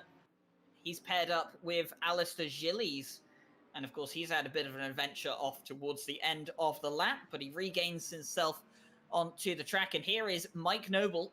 He's going to try and put himself in front of Martin Lawrence, and that's the second place GT4 car at the moment, as Joe McCauley trying to get through traffic. He's still finding himself under pressure from Wolf Matuszka, and this is really where multi-class racing comes into its own. Oh my goodness, look at him behind. There are nearly 3 wide coming through there. You cannot really be in the arena and go 3 wide. I love this rear wing camera here. Mike Jones giving us all the shots. And as you see, Matuszka trying to get around that Ginetta GT4 car does finally after a few turns, and everybody in the GT3 field having to fan out. This has done nothing but give McCauley a little bit of breathing room. Thinking about a lap or so, it will go ahead and close back up. This is the point in the race I was talking about. All these guys, is happening 11 laps in. The GT3 field has caught the GT4 field, and you're seeing the pace, not only the pace difference, but you're also seeing the field get strung out a little bit. And this is going to be that accordion effect all day. Whenever these guys catch the GT4 sort of field, they're going to come together and they go back apart. And it gets blocked there by that GT4 Aston Martin there, who's trying to get on his line. And of course, the Aston there goes to the far side. But if anything, all that did was help Wolf Matuszka close back up that gap that he lost trying to get by the other GT4 car. This is that ebb and flow. It's the ebb and flow, the accordion effect, whatever you call it. You're seeing it right here. Wolf Matuszka, 5-second time penalty, but it's not for the incident that you might think. It's actually for one that happened earlier in the race. He had contact with the 505 Lexus of Magione towards the start of the race, and that is why he has been given a 5-second time penalty. So it wasn't for the incident that he had with McCauley, but he has been given a 5-second time penalty for something that happened earlier on in the race. He's going to have to carry that into his pit stop, as Barazini and Darren King are going to go side by side into turn 2. Darren King will have the inside line. He's going to put himself back in front of the Lamborghini using the traffic to his advantage. The Fordzilla Ferrari is now back in front of the Orion Racing Lamborghini. I'm going to tell you something right now. Stefan Zero does not know that he's racing ACC. He thinks he's in Resident Evil now. That thing behind him, known as Darren King, won't stay dead. He saw him fly off the track. He's right back. No worse for wear. Darren King did not hit anything, and he's right back on him. He is playing a horror game at this time. You may not look like it to you, but to him, I guarantee it's what it looks like. James Parker, by the way, did get by the Chevrolet earlier of Martin Lawrence, and James Parker is out in front to the tune of 2.3 seconds. And that is going to be pretty much, I don't know, it's hard to see anybody passing Mike Noble and James Parker today, but still got 2.5 hours left. We definitely do, and I've seen my fair share of failures and problems in endurance races before. I've even been a victim of a couple of those types of failures as well. So anything can happen, and if anyone's had a chance to read the race program that was made in preparation for this race, you'll know that there's a lot of information about all of the drivers. Well, not all of the drivers, most of the drivers participating in the race here today. You can read about the pro and the AM split, and the AM split, unfortunately, not being live streamed here today, but you can definitely read up some information about that, and also some upcoming events that we have here at RCI over the next couple of months. Definitely some interesting information there, as we can see Stefan Zero getting past James Parker and Darren King. Oh, almost brushing the side of the Cayman there. James Parker not too happy about that, thinking it was a bit too close for his liking. I mean, you have to be careful when you're racing around the leaders of the class or the podium. I mean, in general, there's respect, right? But it's also really important to not take out the leaders of a certain class or anybody battling and that sort of thing. But he slid that in there like I don't know, like like a plug in an outlet, I guess. He had just that amount of room to get that in there. And again, the flashing lights of the GT4 did not like that. And this battle continues. They're going to be into a whole different ballpark here, these two. They could start a Star Wars franchise with the animosity between these two so far in this race. They're on episode 9 or something at this point, because this battle is going to persist until it doesn't. And what Matushka wants here is to get in front of Macaulay, because clearly Matushka is a little bit quicker right now. And he's going to want to get in front of him and hopefully get to right around 4 to 5 seconds in front of him, so that will negate the penalty when they get in there. Of course, it's 6:35 a.m. You'll notice the pictures are beginning to be a little more light than they were at the start of the race. That is simply because, well, the sun will be coming up at some point. Yeah, sun will probably be coming up within the next 40 to 50 minutes. This is Jaroslav Honzik that we were just looking at there. Of course, he's right towards the back of the grid after he lost connection, unfortunately. So Jardia just kind of on a bit of a fight back to see what he can recover from this race. Bart Matcher getting a bit out of shape coming out of the final chicane. He's now under pressure from the 129 Late Night Racing Porsche of Jordan Grant-Smith, the half Jamaican representing Britain for this race. He is going to be trying to get past the likes of Bart Matcher. Of course, he was involved in an incident on the first lap at this very corner.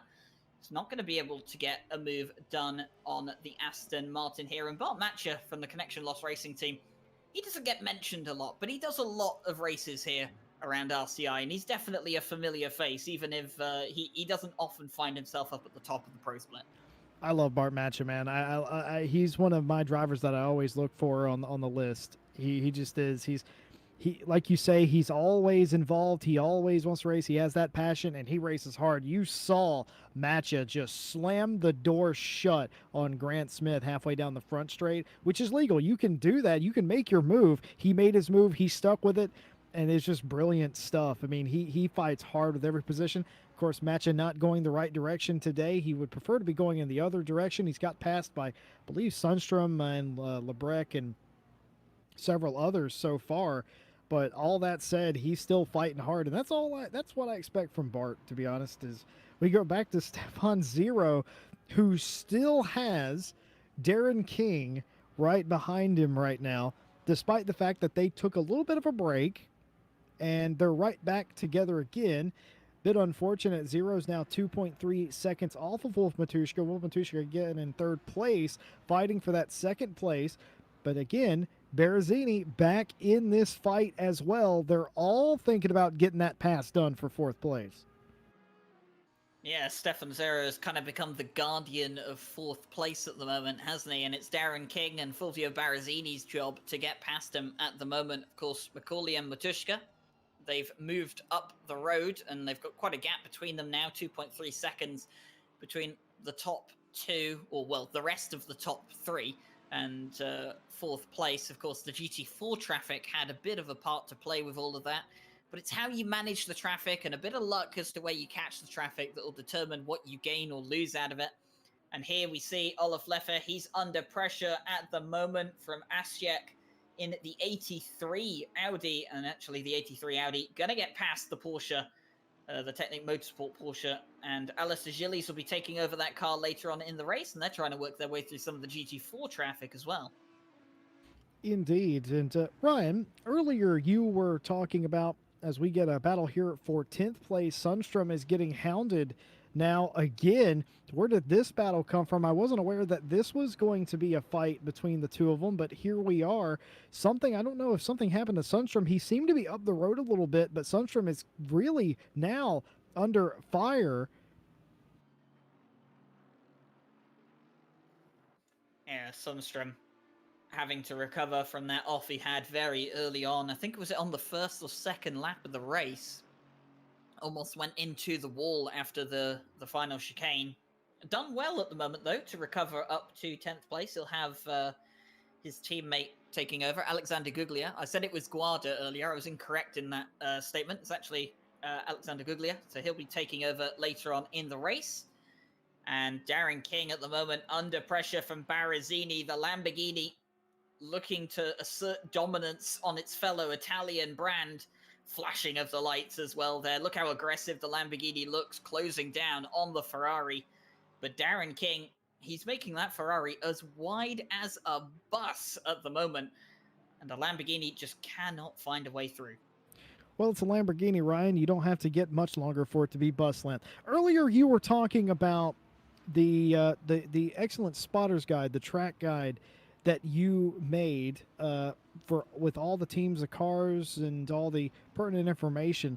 You never mentioned who made that, Ryan. Who made that? Well, the spotter guide that you'll see that is included within the race program, and the spotter guide on its own, which you can find on some of our social posts, the Discord, and I'm pretty sure there'll be a link posted in the chat for you as well. That's made by our RCI steward and media member, Fabian Schmidberger. Of course, Fabian makes these absolutely beautiful spotter guides.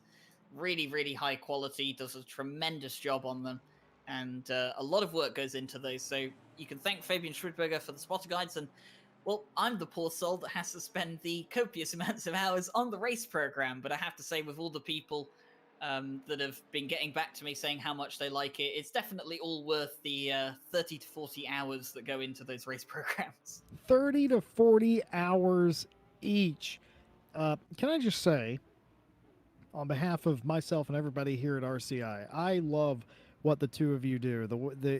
Your talents are very clearly wasted on us, but when you are wasting your talents on us, I love it.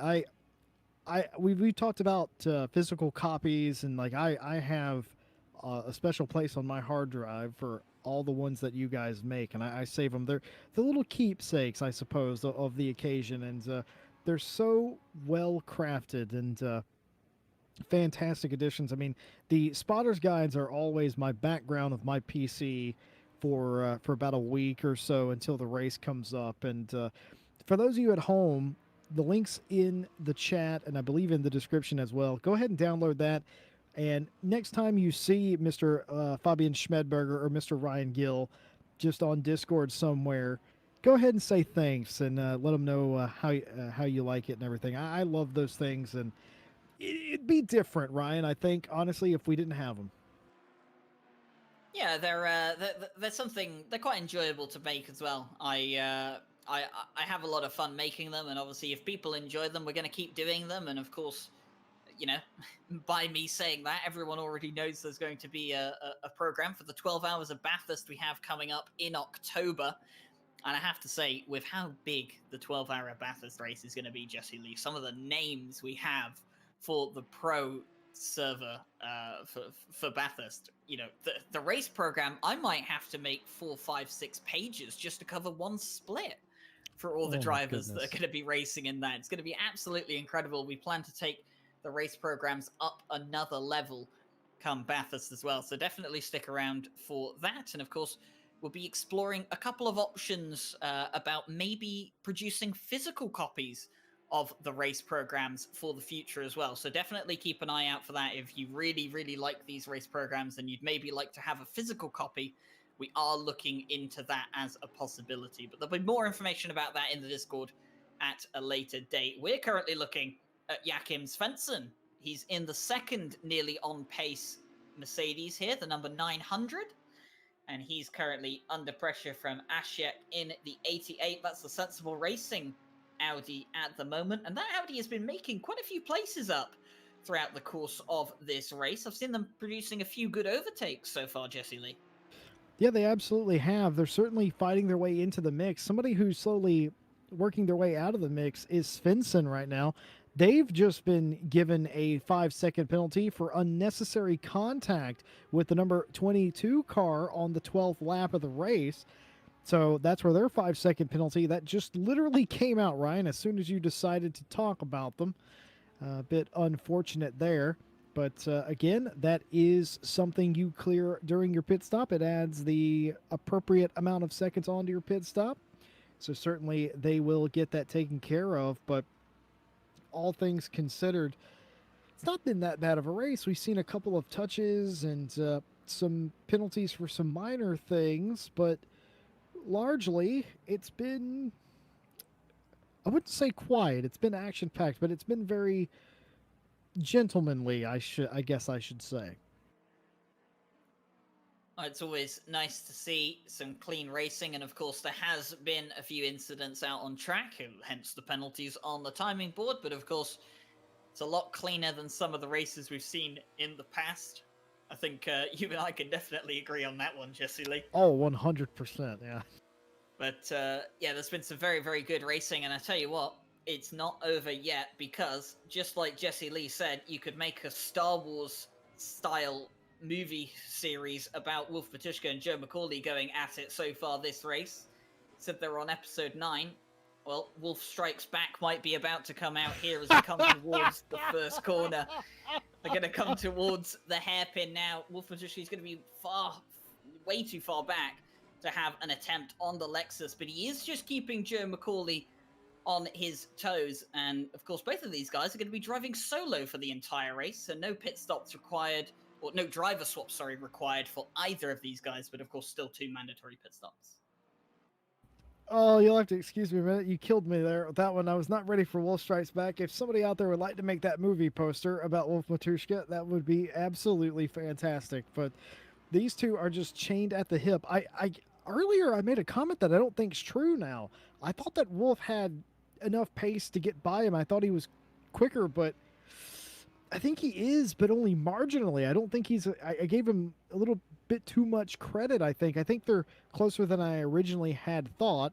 McCauley doing an excellent job of keeping Wolf right there, right where he wants him, and that's in the rearview mirror and not out the windshield.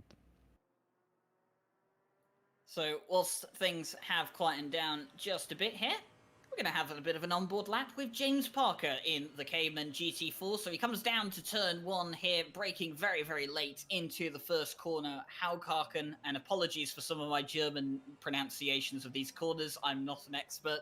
Into the Mercedes Arena, turn 2 here. Long left-hander here. And this is where it starts to tighten up as well. Into turn 3. Very, very tight hairpin style corner. Then you switch back to the right for turn 4. Little kink in here, which counts as a corner. That's turn 5. Now you make your way down towards 6. This is Valvoline curve. Very nice corner. I love this corner in a GT3 car. Feels so smooth. And then on to the right-hand side for the Ford curve. Go nice and wide on to the side. Don't touch the gravel.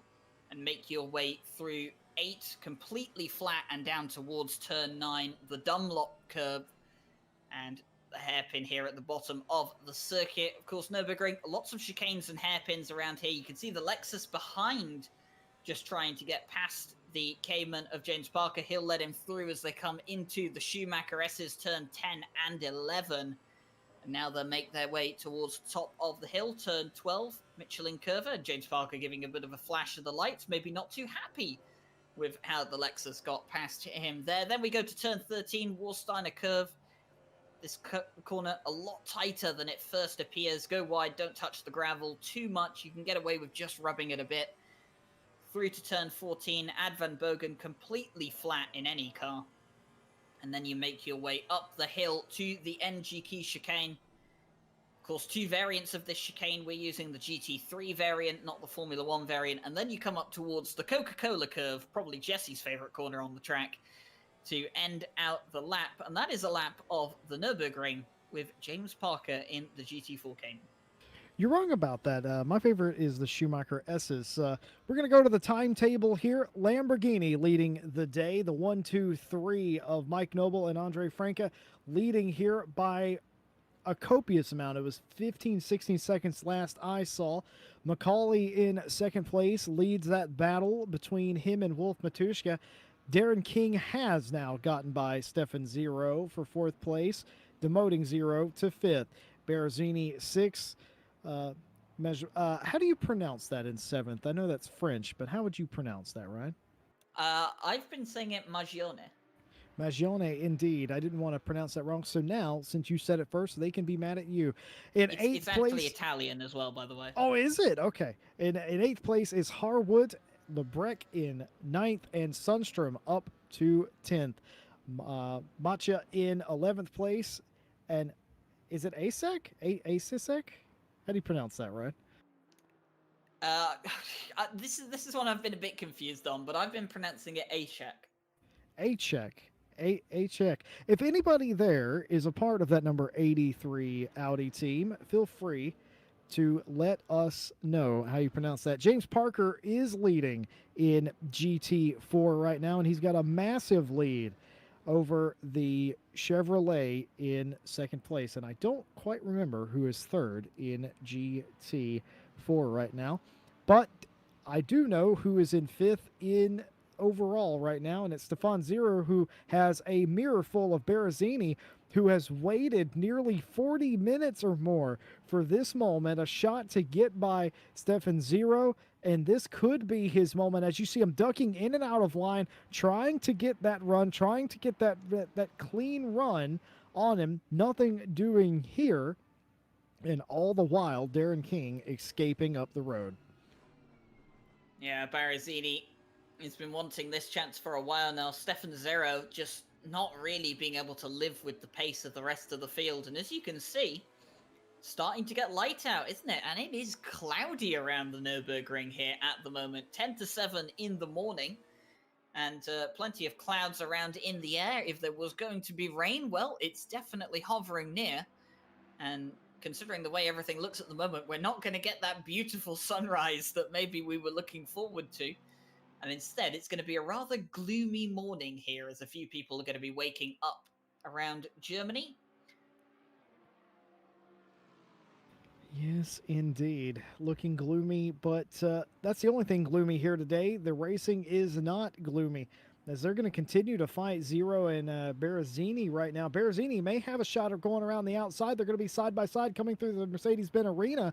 Doesn't quite get it done, as an excellently cut corner by Zero, getting 2 tires off the racing surface to have the tiniest radius, and is going to be able to defend again. Now, I don't know if Berrezzini is the sort of driver to get a bit aggressive, but he may be considering that. Speaking of getting aggressive here, Matuszka thinking about taking it 3 wide here, and doesn't quite have to, as the GT4 car does back off as they get to the Dunlop hairpin. I call it the Dunlop hairpin. I don't actually think it has a name. But they get that. I call it the Dunlop hairpin, of course, because that timing pylon is Dunlop. This is the Schumacher S's as they continue this fight as well. A lot of fighting here inside the top 6 or so. These two still not set, and I'm still not got my mind made up, Ryan, on which one of these is actually the faster of the two. You have to suspect it's Wolf, but considering Macaulay has fended off every attempt, you kind of have to say it's about a stalemate. It's always easier to follow than it is to lead. That's something that I will always say, and it's something I know from experience as well. And I think that does kind of play into this factor a bit. I think, like you said, Jesse, Wolf might just be a bit quicker on pace, but we won't truly know until he does get past the Lexus of Joe Macaulay. But Joe Macaulay is going to be doing everything he can to make sure that doesn't happen. And What an incredible story this would be if these guys are going to keep going at it for 3 whole hours. And the way it looks at the moment with how Joe McCauley is putting that Lexus exactly where it needs to be, he's doing everything he can to prolong this battle. And, you know, I mean, we know Wolf Matushka fairly well. He can be a patient guy. He'll bide his time if it means getting the pass done. And here we can see Stefan Zera is getting held up by Valentin Barrier in the Cayman. Now he's going to pull to the side. Is this going to give Barrazzini a good chance to go through? No, because the Cayman is on the inside. That's going to prevent the Lamborghini from having a look on the inside. Starting to feel the effects of the GT4 field out there at the moment, a few of these guys. And you kind of have to feel for Stefan Zero. It's a matter of when that Lamborghini gets past. Well, he still does have to get past. And to your point, you say it's easier to follow than to lead. That's absolutely true. But I always, also personally, I like to defend rather than to have to attack. I know that sounds weird, but I'm just more comfortable being able to put my car in a position where they can't get by me rather than put my car in a position where I can pass them without touching them. And that's just sort of where my head is at. We go back to Lebrec. Last time we saw Lebrec, he was in 10th place. He's gained yet another position. Sundstrom back down to 10th. Lebrec's one of those guys I talked at the top of the show that he doesn't necessarily qualify inside the top 5 all the time, though I have seen him do that on more than a handful of occasions. But he races well, Lebrec does. He just races well. He gets his car in order, and he goes out there and he makes passes. Certainly one of those guys, too, a lot of respect for, and a lot of pace out of that Lamborghini early here. Still inside the first 45 or so minutes of the race. Still got over 2 hours of racing to go. It's been a fantastic start so far, wouldn't you say? I mean, I think the first 47 minutes, as we come to the end of the 47th minute, is, you know, it's been exactly what we would have wanted and more. I think, you know, there have been a few unfortunate accidents and obviously issues like Jardier, unfortunately, getting that disconnect. I think that did rob us from an absolutely fantastic battle with him, but obviously he's just going to try and recover whatever he can from this race at the moment.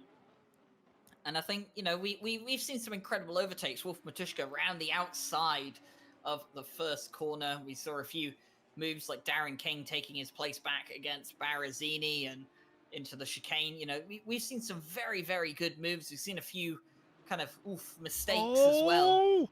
Speaking of that, Lebrec. Oh, this was an incident previously. Okay, I see what happened there. Oh my goodness. Well, if there was ever threading the needle, you just saw it right there between 2 GT4 cars. There was just enough room for a Lamborghini Huracan GT3 to get through, and Ismail Lebrec made it fit. I can tell you what, if he was definitely threading the needle. That man definitely has a grandmother with arthritis because he has practiced threading needles. That is not something that an amateur should attempt. He went right up the middle with authority like he knew he had it. Ryan and I in the booth, we jumped. We thought that was going to be a crash. I mean, how many times do you see people doing moves like that and they come off completely flawlessly? It's not very often that it does happen. And speaking of moves coming off flawlessly here at the moment, Barrazzini. Oh, it's not going to be one. Back. It's not going to be flawless from the Lamborghini driver. He's going to go into the back of the Lexus of Joe McCauley. We're going to see a replay here, courtesy of Mike Jones. Oh, just taps the back. The Lexus is spun around. Barrazzini. Just unfortunate, really. And I think he has. Yep, they have both got going again. Joe McCauley is still in front of Barrazzini, and I think the Lexus of Magione has got in the middle of those two.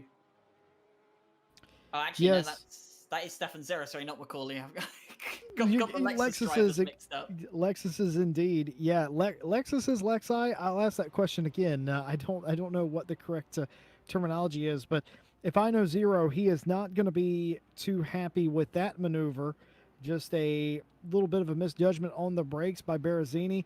The one thing I will say, obviously, Berrezzini did stop and allowed him to get going the right direction here. Nearly thinking about taking it 3 wide here on the Camaro. Doesn't quite do it. They're going up the X's single file here.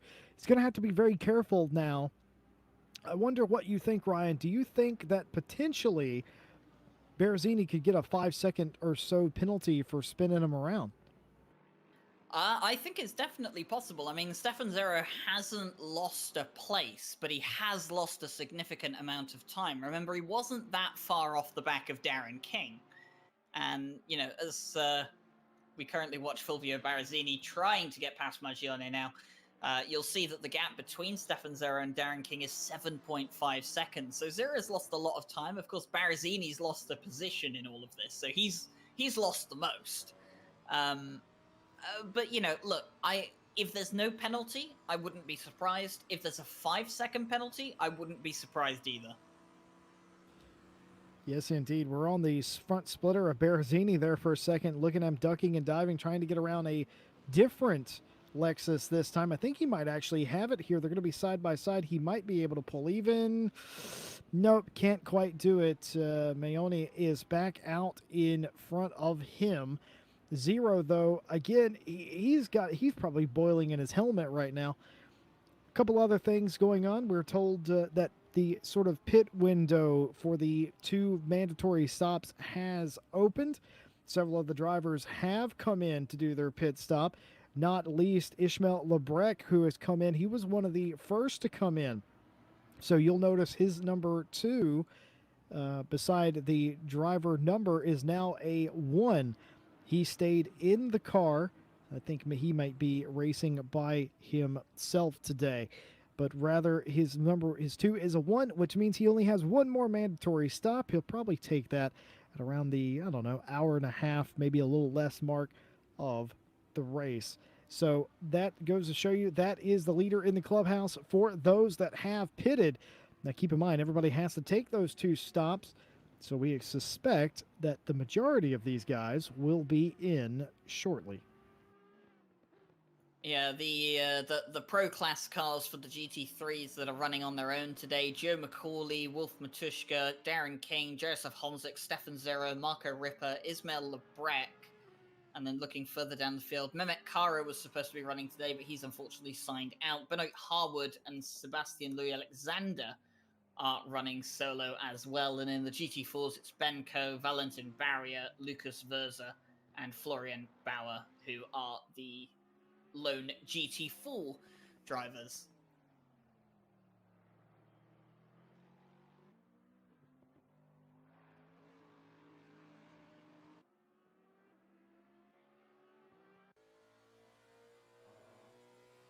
So on the back of the Lexus here of Joe McCauley, you can see Wolf Matuszka with that 5-second time penalty that he'll have to serve at his next pit stop.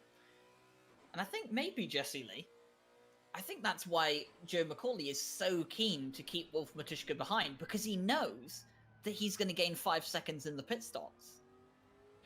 Yeah, I mean, it's certainly a thing that McCauley knows. McCauley knows that Matuszka has those 5-second penalties. They have the same tools that we do. They're just driving a car at the same time. I also think that it's not the end of the world for Matuszka, because Matuszka's caught him twice now. Never forget, at the beginning of this race, Matuszka fought his way up there, then fell off, and then got right back to him. So I don't think Matuszka's too worried yet either. And I'm pretty sure that even after Matuszka pits and the pit cycles out for the first pit stop, I think he'll still be in front of King. So I don't think it really matters too much. He'll just be in the same position he is now. But again, in a perfect world, Matuszka gets around McCauley. So that's kind of what I think what he wants. But he's definitely, Matuszka's always going to be the kind of guy that doesn't want to do anything that ruins his chances to win or get a good finish. That's just how Matuszka races. And meanwhile, we get Berrezzini going up the inside of the 505. He's going to finally get that pass made and get that position back. Still haven't heard if there's going to be a penalty on the 126. Certainly that's something they're looking at, but it hasn't been handed down yet. So that has rectified itself for the moment. And now Berrezzini right behind Zero again. Zero's not going to like this too much. Zero dealing with a lot of lap traffic up in front of him, trying to get around these guys. And all that's going to do for the moment is help Berrezzini catch up, which again, it's tough, isn't it, Ryan? I mean, it's happened to me. I'm sure it's happened to you. You get dumped by a guy, and even though they're a little bit quicker than you, and then they go away for a while, and then they come back, and now they're racing you again. That's the worst feeling. You don't want to get raced by that guy who crashed into you earlier. No, definitely not. You kind of have these feelings of dread. If someone's already had contact with you, they've come off worse, and then they show up back behind you again. You're thinking, oh no, here we go, round two. But of course, you know, it was definitely a mistake from Berrezzini. It wasn't intentional at all, and I'm pretty sure Stefan Zero will know that. And, you know, and Berrezzini this time round, he will probably be more careful because he knows that he, you know, if he has another incident like that with the same driver, he is definitely going to get a penalty for multiple incidents which he caused a collision. So, you know, he knows he has to be a bit more careful. He has two teammates that'll be sharing the car with him for the rest of the race. His stint is coming towards its end. So, you know, I think for him at the moment, his teammates probably just saying to him, look, you know, just bring it, you know, bring it to the end of the stint. Don't do anything too rash. And, you know, we'll take over, see where we can go from here. We'll keep our heads up. I mean, this is a car that, remember, Stefan Zero actually comes into the pit lane. So the 42 Lexus going to serve its mandatory pit stop. Just to say, remember that this car finished runner-up at the 6 Hours of Barcelona, Jesse. And they only finished runner-up because they had a 5-second time penalty at the end of the race. No, absolutely. So, I mean, and we are in no way attempting to convey that Berrezzini did that intentionally. It was very obviously an accident and a very slight misjudgment. Just happened to be at a portion of the track where a slight misjudgment and a tap equals a spin. And there's no malice there at all. As we check into the GT4 field, James Parker still leading Martin Lawrence and Michael Muthen. That is your top three. You got Valentin Berrier, Panker, Darren, and Octane. Those are the majority of your GT4 field right now. Parker just on I would say it's Sunday, but it's Saturday. He's on a Saturday drive. He's about 10 seconds in front of Martin Lawrence right now. And, of course, Mike Noble has a 14-second gap on Macaulay. It also must be said, this lead was bigger a few laps ago. It was nearly 15 seconds, and now it's down to about 14. I wonder if Mike Noble maybe just, you know, cooling off a bit, starting to feel the tires come towards the end. He is driving a Lamborghini, remember, Jesse Lee. It's a car that isn't too kind on its tires. Oh! And actually, was that Jaroslav Honzik? I think that was Jardier. I think Jardier got spun. Oh, Jardier involved in an incident. And there he is, the number 39. And, unfortunately, just caught the end of that.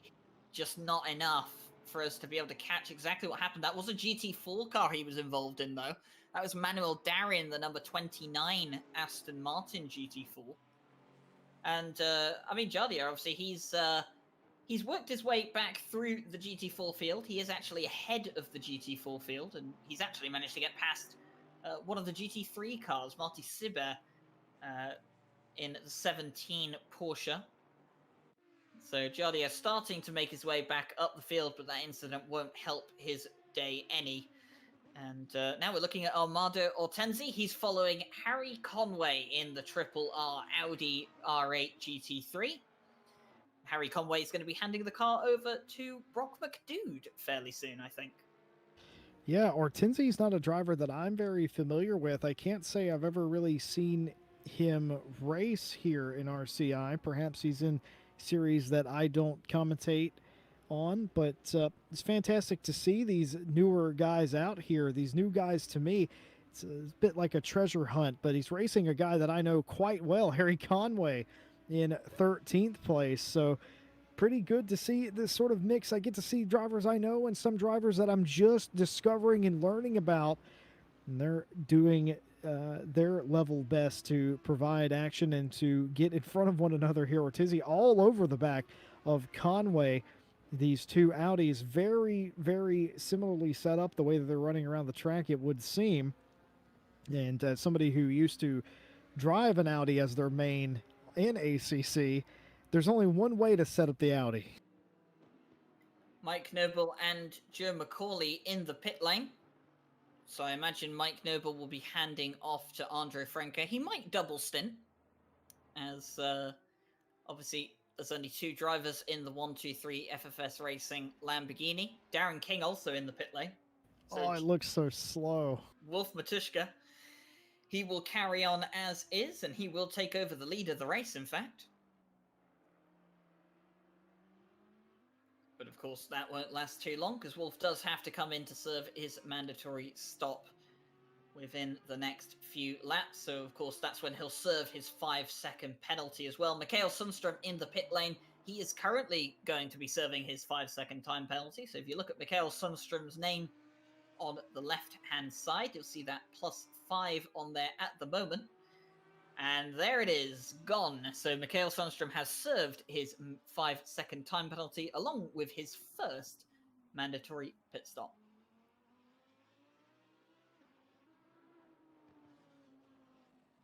Yes, indeed. Andre Franke has taken over what was the leading 1-2-3 Lamborghini. Mike Noble out. Andre Franke back in for the first time. Now, will they have to have another stop to put another driver in there? Is there a maximum drive time on any particular stint? I think there might be, and I think it's 70 minutes. Yes, my producer in my ear right now telling me, yes, it is 70 minutes. So he will inevitably have to be replaced after that. You see a lot of the drivers coming in and taking on their tires, as is mandatory, clearing a lot of their first stops. Here's Guglia coming out of pit road right now. He's in the 899 now for Nearly On Pace Racing. Wolf Matuszka has come into pit road. Going to be interesting to see where he cycles through. I suspect still in third place, but bear with us. We'll see. Wolf Matuszka is going to come in and get his pit stop over with. He has that additional 5 seconds that he has to serve, but I reckon he'll be just fine with it. James Parker, none of the GT4s, by the way, have come in to pit as of yet, including James Parker. He's still out there running full speed. We'll see if he elects to come in at some point. I think, actually, yes, Michael Muthen has come in, actually. The my eyes are broken. My apologies. Number 18. He's come in, and I think it's Mark Haynes that's taken over that car now. As we can see, the FFS Racing Ginetta, Gergo Panka, handing over to Jarkko Torvinen. And this is Fulvio Barazzini's Orion Race Team Lamborghini. He has still not come into the pit lane. So, of course, he takes over the lead of the race for now. And Wolf Matuszka, as expected, comes out behind the likes of Joe McCauley. Yeah, he does, but he's not that far behind him. So that's very interesting. Does that look like 5 seconds to you? Well, we're going to find out as soon as the timing board updates, but it looks a lot less than 5 seconds to me, Jesse Lee. And at the moment, as I wait to see what happens, you can see that Bart Matcha hasn't come into the pit lane either, so he's currently showing a second place at the moment. But of course, he will be coming into the pit lane fairly soon to serve his mandatory pit stop. And looking at it at the moment, Joe McCauley, it's only 1.3 seconds between McCauley and Matuszka. So, that's like very you said, interesting. A lot less than 5 seconds. Yeah, I don't know what could have happened on McCauley's pit stop. I don't know if maybe he was held up or he had additional changes to the car. He knew he had 5 seconds in the bag. He didn't. Maybe they made other adjustments. I don't know. Maybe Matuszka staying out. Maybe he hit the afterburners for a lap before he came in and sort of negated the 5-second penalty. We don't know, but one thing or another, it is definitely not as big of a gap as we certainly expected. Now, Berrezzini, well, actually, that's not true at all. Berrezzini, Macha, or Tinzi are the drivers inside the top 5 who have not pitted. Andre Franca leading the drivers who have come in for their pit stop. Macaulay and Matushka and King and Harwood up to 8th place. Harwood's around 0 right now.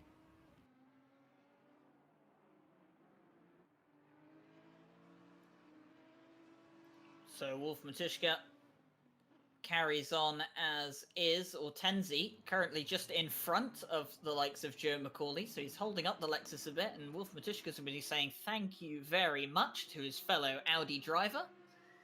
A bit of manufacturer team working going on there. I'm definitely no secret teamwork going on here, but of course Wolf Matushka will be thankful that that 74 Audi is in the way of Joe Macaulay, and of course Ortenzi doesn't have to move out of the way of Joe Macaulay. I mean, this is full position, even if Ortenzi does still have to serve another pit stop in addition to the one that Joe Macaulay still has to serve. So, you know, he doesn't have to move out of the way for him. It would probably be better for both drivers, realistically, towards the end of the race if they didn't try and hold each other up.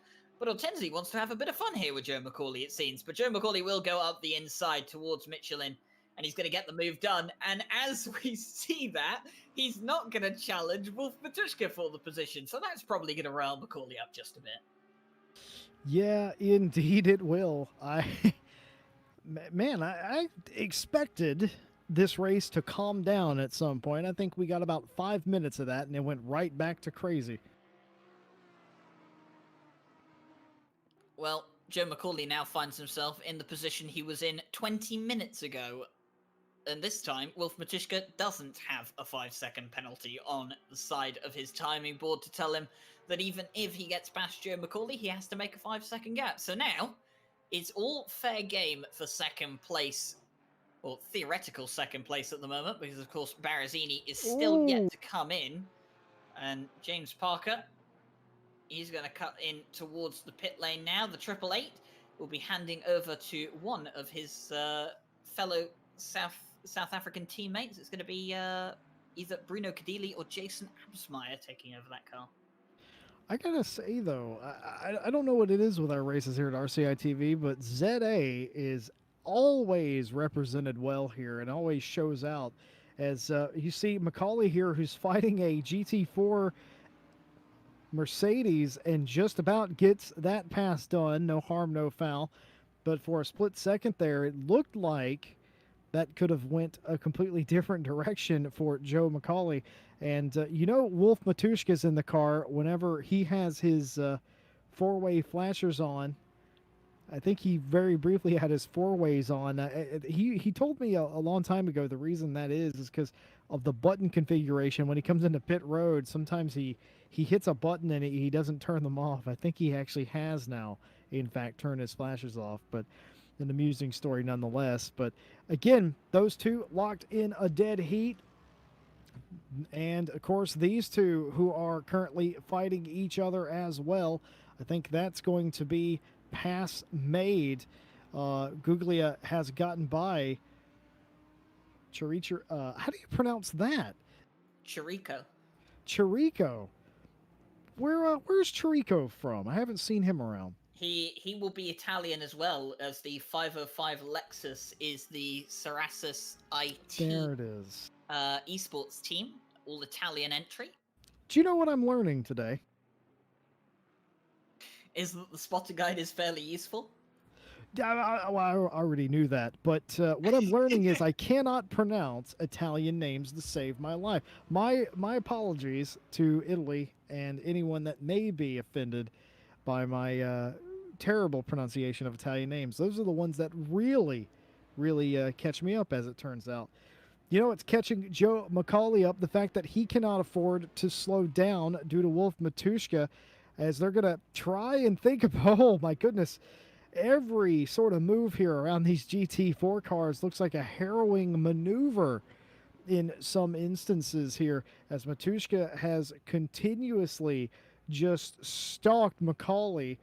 Now, once again, Berrezzini leading the race, is the only car in the top 5 to not pit so far. I'm actually being told that he is pitting, and indeed is. He is just now in. Berrezzini's in. That's going to leave Andre Franka back to the lead of the race, taking over from his teammate.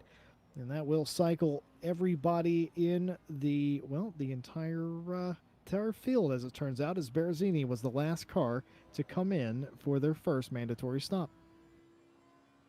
Yeah, and he'll be handing over to either Matthias Egger, who is his Italian teammate, or he'll be handing over to Romano Berenik, the Croatian, that is also in that 126 Orion race team car. We'll find out in just a few moments, as Wolf Matuszka is still putting the pressure on Joe Macaulay. And I have to say, these guys, they've spent the last hour and 10 minutes of the race in this exact formation. And one has to wonder, will it be the exact same way for the next hour and 50 minutes of the race? Well, judging by how close Wolf Matuszka's getting to the back of the Lexus, he doesn't want it to stay that way. No, nonsense. Matuszka's just trying to give him a free oil change. That's all that is. He's as close enough he could reach out the window and get it all taken care of. That was an incredible camera angle on the racetrack. It shows you how fast the cars are, but also how close these drivers are getting. And, of course, none of these drivers, as far as I know, are driving in that sort of camera. So they've got a particularly long hood or bonnet, depending on where you are from in the world. And the fact that they're able to get that close is really impressive, as he's right up on the back of him now. Matuszka thinking about making the run. He's going to have to go to the inside. That will become the outside, but nevertheless, that will force Macaulay to take a different line. Is he going to try the crossover? Yes, he is. He's going to try the crossover. They're going to be side by side. It's going to be a drag race up to the Schumacher S's. I don't recommend going up here side by side. Macaulay agrees, backs off. Job done, Matuszka. An hour and 12 minutes almost it has taken for Wolf Matuszka to finally get a move for position on Joe Macaulay and be ahead of him on track without any penalties being in the way as they go past James Parker. Actually, no, it's Bruno Cadili, sorry, not James Parker anymore.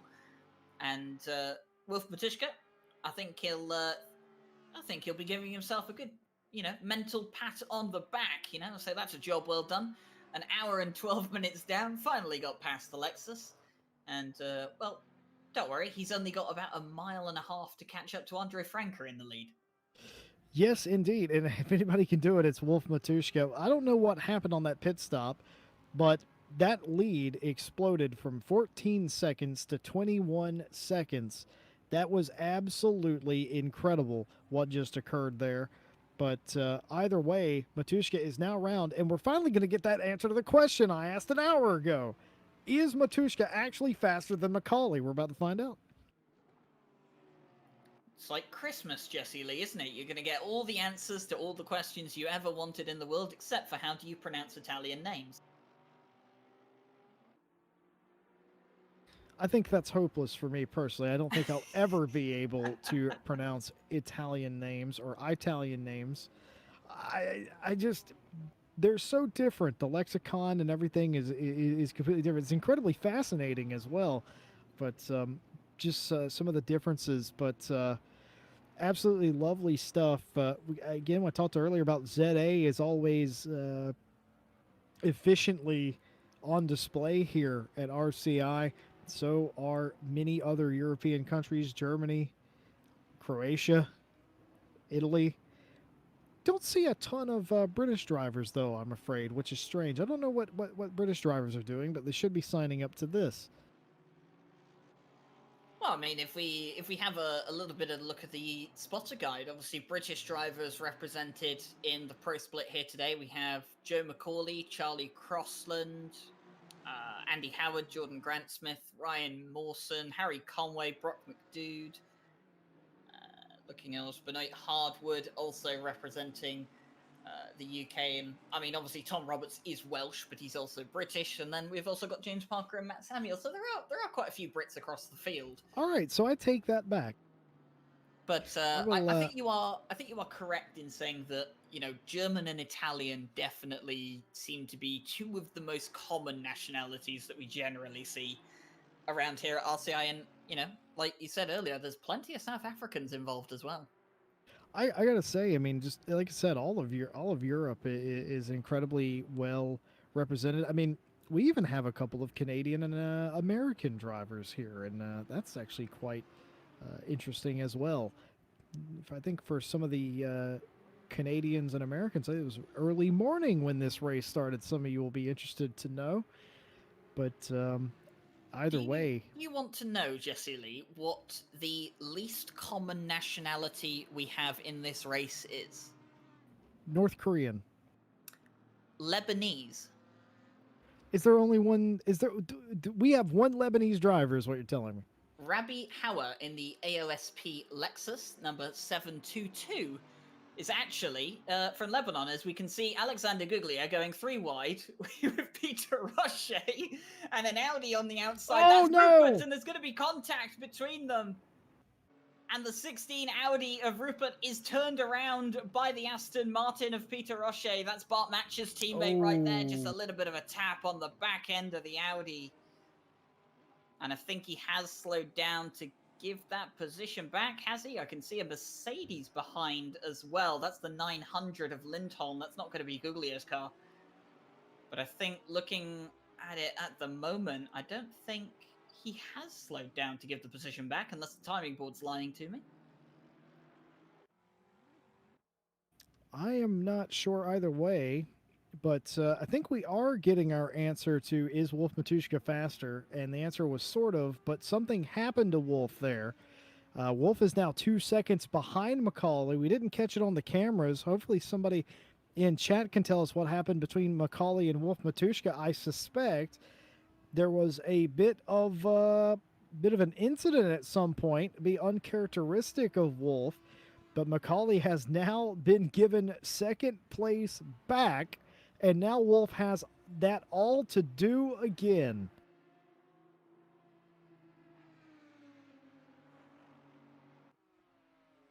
Just when you think the race starts to calm down, we start talking about nationalities represented in the race. The ACC just throws up an entire kerfuffle right in front of our eyes. And I have to say, looking at the timing board now, it seems that Peter Roche has not given the place back to Felix Rupert. He's definitely stayed ahead of the 16 Audi, 3.7 seconds up the road. So I imagine, Jesse Lee, there's probably going to be a steward's inquiry into that incident. Obviously, they do investigate all incidents happening around the circuit today. But I do get the feeling that there may be a penalty coming someone's way. Yeah, this is certainly one of those instances that I'm glad I'm not a steward. I don't know who to put that on. I'm not entirely sure if you put it on the Audi that was turning in, even though they were wide. I don't know if you put it on. I believe that was an Aston that was in the middle there. I don't know. I'm glad I'm not them. But either way, due diligence and justice will likely be served, and we can talk about that whenever that occurs. Meanwhile, Rizzo is sort of just hanging out here in this group. Actually, I believe he actually just made a pass, didn't he, on the car behind him? Yes, he passed Nordquist behind him a bit ago. I was looking down at my notes there, and if we showed that, I'm sorry, but pass done there. As we check back in with Zero, who is back down to 7th place right now. This is not where he expected himself to be at this point. He's going to be sort of in no man's land at the moment. Yeah, he's got Ismail Lebrec behind him, and Lebrec carrying a 5-second time penalty. He had contact with a GT4 car, I believe it was. The number 3 Aston Martin of Ben Coe in the GT4 class. So had a bit of contact with him, and of course that's resulted in Ismail Lebret getting a 5-second time penalty. You will be given a more severe penalty for contact with a car that is not in your class, because realistically, there shouldn't be incidents between cars of different classes, but they do happen. And here's Darren King in 4th place. He's a bit of no man's land at the moment. 4.5 seconds back from Matushka, 7.8 seconds ahead of Berenik. So Darren King in the Fordzilla Ferrari at the moment, running a bit of hot lap simulator, as Wolf Matushka is now trying to catch back up to the Lexus of Joe McCauley that he let past after he had a mistake just a few laps ago. Yeah, indeed. We check back in to the Triple Eight. The leading team, James Parker, was out of the car in that pit stop. Bruno Cadile back in, or excuse me, I should say, I say back in. I should say in for the first time in this race, into the Triple Eight, doing the work that they need to do. They got a bit of a clear track as well. And, of course, here is Mark Haynes, who takes over the number 18. They're in 3rd place in GT4. And I hear that we may be treated to a driver interview here today. Hello. I think we are, because we've just had one of the drivers from the leading GT4 car. It's James Parker, the Coach Dave Academy setup expert and sim racing driver. So James, how are you doing today? I'm very well, thank you, Ryan. How are you? I'm doing quite well. I've enjoyed seeing you go around in circles for about the last 70 minutes. But how's the race been from your perspective so far? Yeah, awesome. I mean, quali was really nice. I hooked up a great lap at the end, so I was really happy with that. So it kind of put us in the pound seat for the race. But as always, when you're the leading GT4 on the start of a long race like this, turn one's always a minefield, and trying to be safe and avoid the collisions. Obviously, we lost a couple of positions. But yeah, I knew the Chevy would struggle on tyres later on in the stint. So I just waited for Martin to make a small mistake, which he did in the chicane. And at that point, I just wanted to make sure I got the move done early. And then after that, just look after the tyres and be consistent. Because this, Nurburgring isn't the easiest place to overtake. And so there's points around the track where you really need to be careful as a GT4. And so traffic management is probably the most important aspect. So I just got the guys just to keep calling out the gaps and just try and take advantage of the traffic to gap Laurent, because we're quite close to me and Martin in pace at the start. So and it worked well. I got no damage, stayed out of trouble, and yeah, things are going really well for us, which is nice. That's good to hear. I mean, yeah, we caught it at the start where obviously you lost the place to Martin Lawrence, and obviously you did manage to regain that. And you guys have kind of powered on from there, and it's interesting to see. Obviously, you're driving with Bruno Cadili and Jason Absmeyer today. Both of those guys from the White Rabbit Gaming esports team, of course, a team I'm quite a bit familiar with, obviously through George Smith. And how have you found it working with them? Towards this race, because I imagine someone like yourself, you take quite a lot of races, fairly seriously. You're very competitive, so I imagine that you've been working, quite a lot with them to prepare for this race.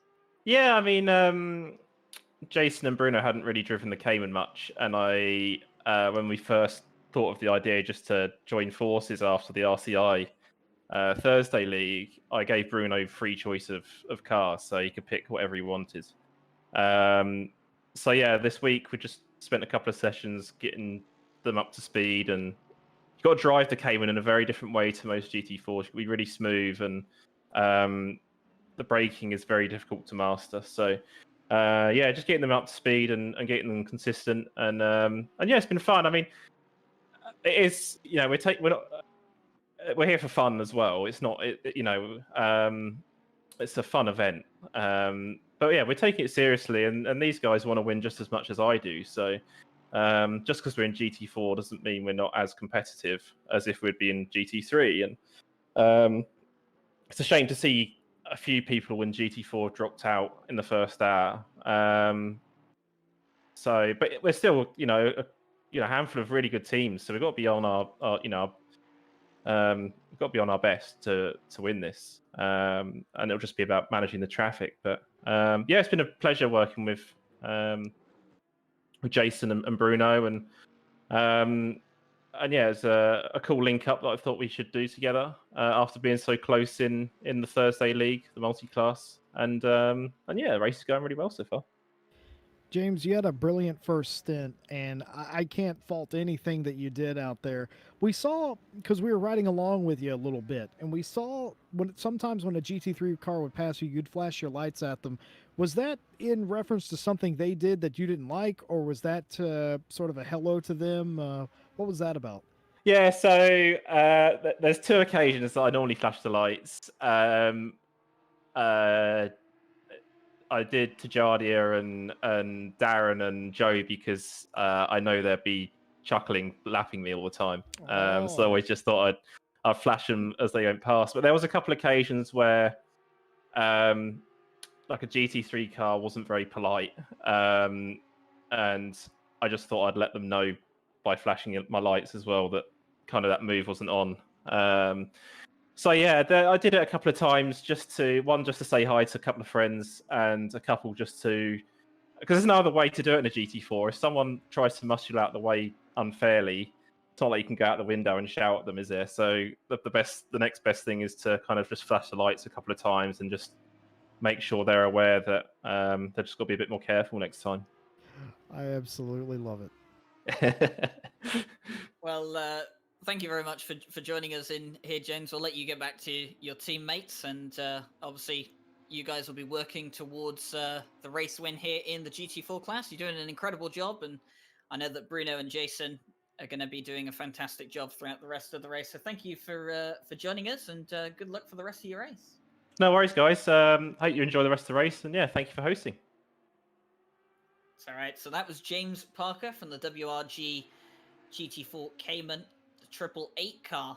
And, actually, as we just seen, Zach Michele Rizzo in the Audi, the number 74 Audi, that just is losing it through the Schumacher S's on the exit. I've done this so many times before. before. That is such a comment. You're absolutely right. Yep. I've done that so many times before. I can sympathize with that one. Straight into the wall, and yeah, that's a real shame. But we do actually have another driver that we can have an interview with, and it's going to be the guy that drove the best stint of the race so far. And it's going to be a guy that I haven't seen around here for a long time, and it's Mike Noble of FFS Racing. How you doing, Mike? Hi, guys. Glad to be here. I'm doing fine. Thank you. Awesome. So, obviously, you guys, coming into this race with the Lamborghini, obviously, my favorite car. So you've got points from me already for that. But what were your thoughts going into qualifying? Obviously, the moment that it switched over to qualifying and you saw that it was raining, what was going through your mind at that point?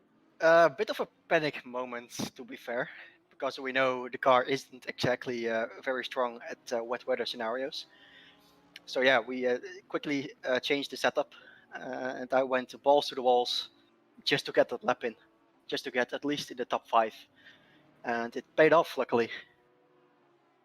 Yeah, you guys did a fantastic job putting that car on the front row in wet conditions, and obviously it paid off at the start. I mean, you took the lead right at the start of the race, and no one's really been able to match your pace since. And of course, Frank has taken over the car at the moment, and he's kind of reflecting a similar pace. You guys have got an incredible lead, and is it just it's just a management race, I think, for you guys at the moment as we're reaching the halfway point? For now, yes, it's definitely a management race. So keeping the lap times consistent, moving through the GT4 traffic as safe as possible without hindering anyone. But yeah, it's if we keep this up, hopefully we will be definitely scoring good. Yeah, of course. You guys obviously have a bit of a score to settle with this track, and I'm sure you won't be too keen on me bringing it up, but the last time Yes, I still remember. the last time I commentated on a race of you and Andre Franke around this circuit, you had Jarko Torvinen with you, and that race didn't end very well for you guys. And obviously, it's in the past now. But I'm sure you guys would want to get a win here today, not just because you want to win, because you're very competitive, both of you. But I'm sure you guys would like to get a win in an endurance race to kind of put those memories to bed for sure. Yeah, exactly. To settle a score, But yeah, that was a race definitely to forget. And this race, everything is going according to plan. And we're trying to keep this up for sure. Yes. Mike, I got two questions for you. First of all, I mean, do you plan on getting back in the car, or are you done for the day? No, I'm doing the last stint for today. Excellent, excellent. And the second question is, this is sort of uncharted territory for a lot of these guys here, these ACC racers who you're only used to passing lap traffic in your own class. Today, you're dealing with a new element, a different race going on for GT4, and you're sharing a track with them. What's that been like from your experience? Well, it's definitely an interesting experience because, of course, the GT4 cars are much slower than the GT3s. They also have less cornering speed. So whenever there's a GT4 in front of you, you always have to how do you say it? You have to expect expect what they do and what their speed is through the corners. So if you want to overtake a GT4, but it's just before a corner, for example, it's better just to stay behind and then overtake him on the straight. Because if you do a last minute dive bomb, that's going to be a sad story for both parties. Yeah, it definitely creates a new element in these races, because moving through traffic is also a strategic thing to do. That's fantastic. Mike, James Parker was in here just before you. He was talking about how he's friends with some of you guys, and he was flashing his lights at you as you were lapping him over and over. Did you catch any of that? No, not really. I did talk to him a little bit 5 minutes ago, though. But this race is going great as well, I heard. All right. Well, thank you very much for joining us, Mike. Obviously, we'll let you get back to the race. I'm sure you've There's got some management one thing to I do. do want to say, though. Oh, Is I don't here we agree go. on the livery we have. Oh. Thank you, Mike. You know Thank what you, I Mike. mean. That's why I It's- love you, Mike. It's Thank you, not Mike. Mike Noble. It's not Mike Noble if he doesn't like a good livery. Yes. Oh dear. Well, it's good to Oh, know dear. that. I just saw that in the background, Jesse. I did see a car go off in the background. Yeah, there. Porsche went a bit wide there, I believe. So thank you very much for joining us, Mike. It's great to have you back here, and we'll let you get back to your race with Andre Franco. The best of luck to you, and yeah, good luck for the rest of the race. Thank you very much, and glad to be here again. Absolutely our pleasure to host. And that is the Mike Noble that I know and love. The man who, if his car is not 8 different colors, he is not happy. But I don't know exactly what happened there. There were several cars that went off right there. One cut into the corner, one just was sideways, going off into the tire barrier there. I don't think, and I'm pretty sure because the timing and scoring just updated, that it wasn't any of our leaders or anybody inside the top 5 or 10. So whatever that incident was, it was some of the cars I suspect that were outside the top 10. But either way, a scary moment there unfolding in the background. Of course, that was Mike Noble we talked to, and James Parker before that. Love hearing from those guys and hearing their sort of experience in the race. Again, it's a new world, Ryan, with the GT4s in a race at the same time when you're a GT3. And I like the way we got that from James Parker, the way that drivers communicate with each other. They flash their lights and stuff like that. They're still flashing the lights. It's very fun. It's a fun atmosphere. It's like that's the most important thing I heard from both those guys. We're having fun. Yeah, it's definitely the biggest element, isn't it, in sim racing? Is that whether you get into sim racing just to compete, whether you get into sim racing to be the best driver ever and reach esports level, or whether you get into sim racing just because you like cars and you want to drive cars in a virtual element that you'd never get to drive in real life. The most important element about sim racing is that you're having fun. And a lot of these guys are having fun out there right now, whether they're leading, whether they're not leading. I mean, Jardier has had a terrible race, but he's probably enjoying at least some element of this race at the moment, because, I mean, trying to take the smile off of that man's face, it's pretty much impossible. It's like trying to rob diamonds from the world's most protected bank. So we're looking at Jardier right now, actually, 27th place. He hasn't really gained any more places since we last saw him. In fact, I think he is still a few laps down on a couple of cars ahead of him. But he's going to be going about his business, seeing what he can do. And speaking of seeing what he can do, Wolf Matushka is on the back of Joe McCauley, but he's got Harry Conway. Actually, no, it's Brock McDude's Audi in the middle at the moment, the Triple R Audi, and there's the 17 Porsche at the moment as well. I think it was Marty Sibber in that car at the moment, the Estonian. And he's going to move out of the way. And now Wolf Matushka, he's right on the back of Joe McCauley. I mean, what is it at this point, Jesse? Is it round 3? Is it round 6? Is it round 9? Is it round 342? I've lost track. I'll put it to you this way. Disney has now picked up the option to create a new saga from this, and it is going to be episodes, 10, 11, and 12, it looks like. But yeah, these two are just chained at the hip, and here we go. Wolf Matushka has the inside move here, and he's going to get it done. Easy peasy lemon squeezy. Matushka back around McCauley, and the pass has been made. Can McCauley retaliate? It doesn't look like it. Matushka, whatever happened to him earlier, has now made up that spot again. McCauley back down to third, Matushka second, and by the way, I hate to play devil's advocate. That's a lie. I love to play devil's advocate. Matushka and McCauley have both eaten in to Andre Frankie's lead. It was 21 seconds. It's down to 17 and a half. So the tactic of bringing in Mike Noble to distract Andre Franca has successfully worked for at least a few laps. And, don't start that rumor. And I can already see the shocked faces of one person in the chat who definitely didn't expect that. But we're looking at Stefan Zero at the moment in the 42 Lexus. His race hasn't gone to plan.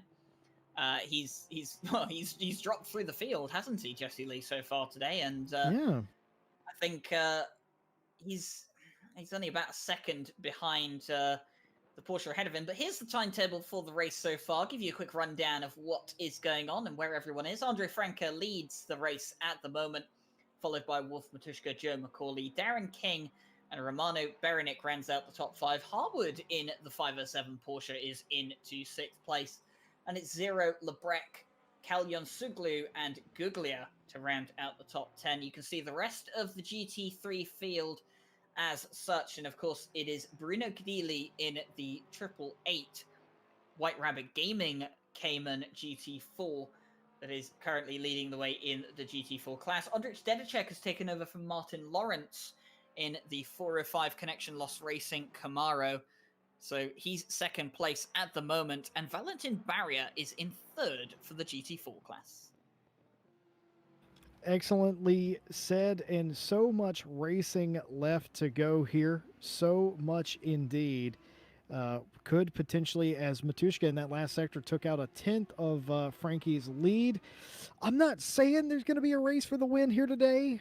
I'm just saying that by the time we get down to pitting, it could be fairly close. Of course, we talked to Mike Noble. Mike Noble will get into the car here at the end and finish off the race. He'd get back in the 1, 2, 3, of course. Matushka, solo effort from him today. He's going to run all 3 hours and hope to see him finish well. It's been a, I would say, a triumphant day for him. He started a little bit back in the field. He's fought his way all the way back up, got knocked down, and he gets back up again like that Chumbawamba song ensues. But you can see him still taking off little chunks, little sips of the time. and that will likely persist until Frankie gets out of the vehicle. We'll have to see if Matushka just has ultimate pace, or maybe Frankie not quite as quick as Noble. I don't know. We'd have to find out whenever Noble gets back into that machine. One thing for sure, Macaulay is falling back, and Stefan Zero, we talked about him. He's having a day that has just gone from pretty good to frustrating, I would say. He's been passed by several people. Never saw Harwood get past him, by the way. Never saw that happen. Just noticed about 40 minutes ago that it had happened. But this battle, which it wasn't won for a very long time, seems to be reigniting. It looks like Zero has caught Harwood here. And what a difference that would make if this could end up in the position. It could almost, if there wasn't a lap car there, GT4, that could have been something special. But either way, he's there now. And this harps back right to what Mike Noble was saying about how careful you have to be when lapping a GT4 car because of how different the pace is between these two cars. You can't, you can't just send one up the inside on it if they're not expecting it, and it's better to wait for the corner and see if you can get past otherwise. But besides that, Alistair Gillies, he's down in 12th place at the moment. He's chasing down Felix Ruppert in the number 16 Audi. Of course, that was the Audi that got turned around by Peter Roche's Aston Martin down at turn 1. That seems like so long ago now, but it was probably only about 20 minutes ago. It might as well have been 3 hours ago for all we know. Like, the beginning of this race, remember when it was dark? Remember that? I remember when Mike Noble took the lead of the race, and I mean that was that was on the first corner. But no, yeah, this the endurance races do this to you, don't they? They always seem longer than they actually are. Doesn't matter how short they are or how long they are. An endurance race, you can never just measure it by the amount of time that it is from start to finish because everything feels longer. Yeah, indeed. I wonder what Wolf Matushka feels like right now, because a lot of these guys up here he's racing against, they have teammates. Obviously, talking about Andre Frankie, for instance, he has a teammate, and he knows he's going to get out of the car here in a little while and hand that bad boy over. But for Matushka, Macaulay, King, and them, they're in this car. And if you've been racing for, an hour, 45 minutes they're coming up to, and you look up at the top of your screen and you see that you still have an hour or so to go, I turn that off personally. This is me. I don't know about you, Ryan, but I turn that off because I don't care. I don't want to see it. As this is a battle here, Stefan Zero thinking about going down to the inside on Harwood. Can he get the pass done here? He's going to have the preferred line on the inside, but that Porsche is going to fight hard on the outside, and he's going to clear them before they get to Mercedes-Benz Arena. And no dice for Stefan Zero. He'll have to wait again. Sorry, your princess is in another castle, so says Harwood. And this battle will still continue. Still no sign of rain, by the way. Track is optimum. Track has warmed up. It started out at 9 degrees C. It's now up to 11. A very gentle breeze, but just cloudy. No other threat of rain. Of course, our qualifying session was full of the stuff, but our race has been very cloudy, very, very mild, very nice so far. But I've quite rather forgotten. That battle made me forget my previous point. So just going to finish on saying this would be a win for Zero, honestly, if he could get by Harwood. Again, unclear how he got in front of him in the first place. But any little thing, you're looking for to boost your spirits. But I don't know who is going to win this race, and that is a really important thing here coming into the final hour in 15 minutes. It's interesting that you mentioned that, Jesse, because I've been keeping an eye on the gap between Wolf Matushka and Andre Franke, and it is still going down. It's 14.6 seconds. So the question now comes, has Wolf Matushka rediscovered some form now that he's got past Joe Macaulay and he's starting to close in on the Lamborghini? Or is this kind of what we talked about with Mike Noble, where I asked another question: is it a management race for you guys now? And he said, yeah, we're looking at it a bit more as that right now. We're going to manage it to the end. How do you manage a race to the end on a car that chews through its tires? You start saving. You start being a little less aggressive, and you'll lose time doing so, definitely, for sure. But if it means you're less likely to make a mistake, then it's a good thing. Now, obviously, this is not saying that Andre Franca's just like taking his foot off the gas pedal when he comes to every corner. But what I'm saying is, I would not be surprised if the messages between Mike Noble and Andre Franca at the moment is keep calm, just drive comfortably, don't get into any silly incidents, and if Wolf Matuszka's pushing like crazy to catch them, he could end up in the wall. Yes, it could indeed be. Bruno Cadile still leading in GT4 over Dedicek and Berrier. Berrier has worked his way up to third in class. Don't know what happened to the number 18 who was third in class, Haynes, but they've fallen back to fourth. Now Berrier is all the way up into the podium positions. It's been a fantastic day for them. Haven't talked about Jarkko Torvinen here at all. He's one of my personal favorite drivers. He's back in 5th place in GT4. But one other thing I'd like to point out while we're looking at it, Nordquist in the 137 GT3 Audi, they've completed their final stop. Now, I think they'll still have to come in again due to the driver time limit, correct? Oh, wait, no, he's by himself. So will he have to come in? Okay, I'm being told that yes, he will have to come in, regardless if he's solo or not. There's a 70-minute stint timer limit, regardless if you're solo or not. So he will still have to come in. So he's going to have to make an additional pit stop. That is not going to be good. Yeah, this is kind of where picking up, damage or having to pit early because of an incident can really compromise your race. Now, this is a 3-hour race, so it's 180 minutes in total, 70-minute stints maximum.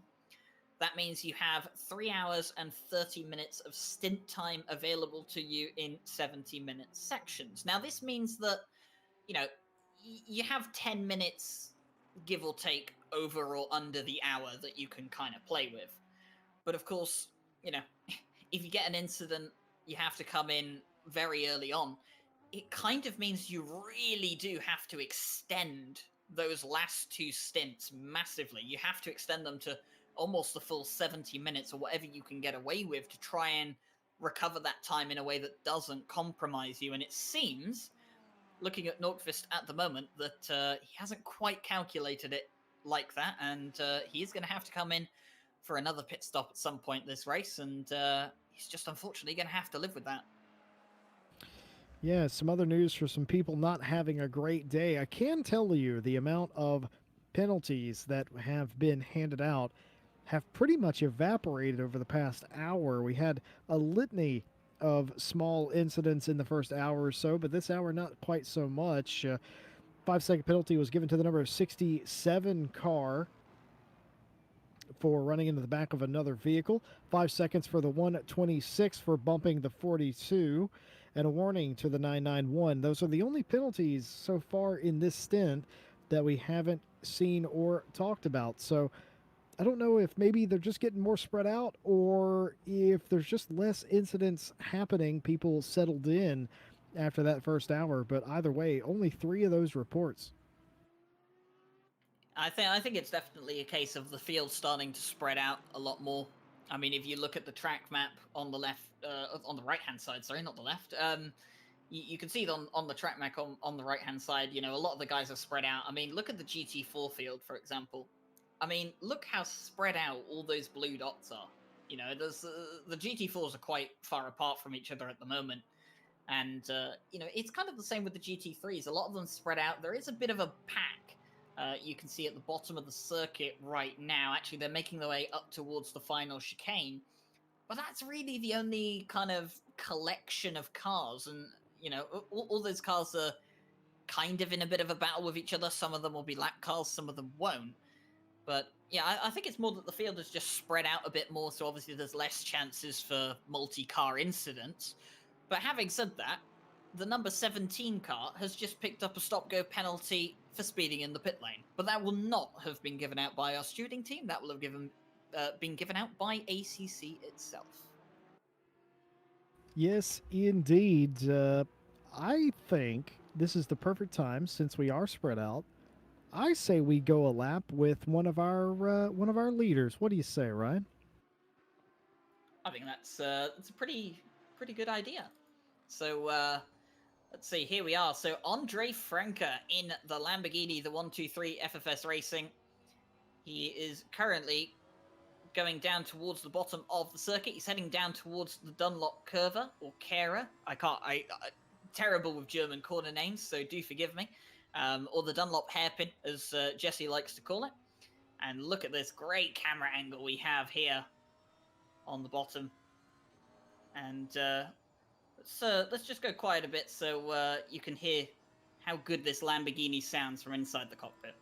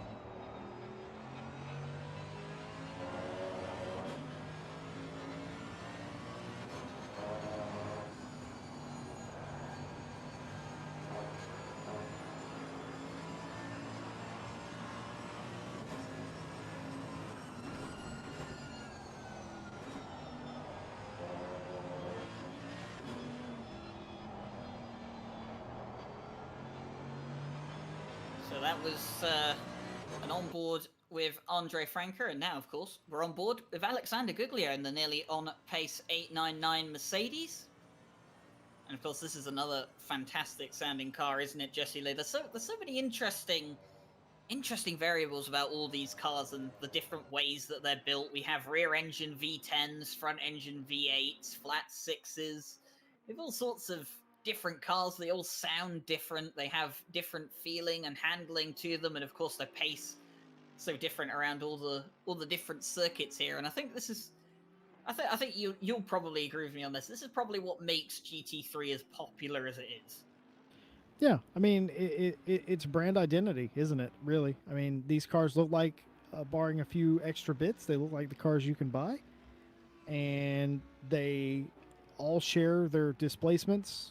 Or not displacements, their drivetrain and everything with the cars that you can buy, and they sound good. They look the part. This is why I like sports car racing, and I think that's why it is so popular. Is because you look at that, you know that's a Lexus, and in addition to that, you know that it is a race car. It's a purpose-built machine, but it makes you think you can go a little faster in your car at home. And whether that's a good thing or a bad thing, I don't know, but I just love all the differences with the cars. GT racing, there's no wonder why it's popular to me. It's just a fantastic sport. I get asked quite often, you know, what's your favorite GT3 car? And I sort of struggle to answer because I like a lot of them. There's only a handful of them I don't necessarily care for. Oh, sorry about that, Jesse, but Alistair Gillies has just had an accident. The 168 Technic Motorsports Porsche. We're going to get a replay here provided by Mike Jones, and I was just having a look down the field to see who was where, who's doing what, and I just managed to catch this in the background. So as you can see here, coming through the Schumacher S's, is it going to be the exact same incident we saw Yes, earlier? it is. Yep. It's the same one that Michele Rizzo fell victim to earlier in the race, and it's the same one that you and I have probably done countless times. Oh, yes. At That the is- Nurburgring. That is a incident that everybody who races here for any length of time has, I would say. That is the most common mistake. You just get up on that curb, you de-wedge it, and then all of a sudden you're going into the right-facing wall. And that's going to be significant damage for Gillies' car there. That was not a light tap. That was a significant impact to the front of the car. And if there's one thing I know about the Porsche, you do not want to upset that delicate balance in the front. It'll make it even more drivable, undrivable, I should say, than it already is. So whilst we have a bit of time before all the pit stops start going manic again, because we are going to be at the pit stop window, I thought maybe it's a bit of a good chance as we're on board with Alistair Gillies. Have a bit of a read through what some of the chat's been saying over the course of the race, Jesse. So Whippy Whip has said, just seen the Bathurst 12-hour in the Discord. Going to have to ask his friend if he wants to join it. Sounds fun. So some people obviously, you know, having a look and looking at joining the Bathurst 12-hour. That's going to be an incredible race, and obviously I'm going to have Jesse Lee alongside me for that. I'm expecting and hoping for as well. I think the teams are almost prepared commentary-wise. Alaric Elson, one of the Coach Dave Academy setup experts, who's a good friend of James Parker, he's saying easy clap for the WRG GT4 car. So he's definitely cursed you, James. It wasn't me. You can blame Ulti for that. George is in the chat as well, cheering on the WRG car. Of course, George Smith, one of the kind of managers for WRG on the sim racing side of things. He does do some racing as well for them. And then Ivan is also saying what pace Matushka has. Of course, Mike Noble is also joining in, saying Wolf is pushing now. So definitely interesting to see what will happen throughout the rest of the race. We have an hour and 4 minutes, 20 seconds remaining. The last round of pit stops set to happen within the next few minutes. And I have to say, Jesse, I'm surprised that we have we only have an hour and 4 minutes left. Yeah, I mean, it goes by quickly. We talk about how the beginning of the race seemed like it was 5 hours ago, and it does. But we're not saying that it feels like we've sat here for 5 hours. It just, the race is so, what we mean by that is the race is so different now than where we started. It just seems like it was a different race. Realistically, I feel like I've been here for about an hour. It's been 2 hours, and that's what happens when you keep good company. But it's been a fantastic race too. And here we are with an hour to go. And I've been doing some maths. And I would like to share them with... No, it's perfectly fine. And I'm going to share these with you. Do play this game at home, folks.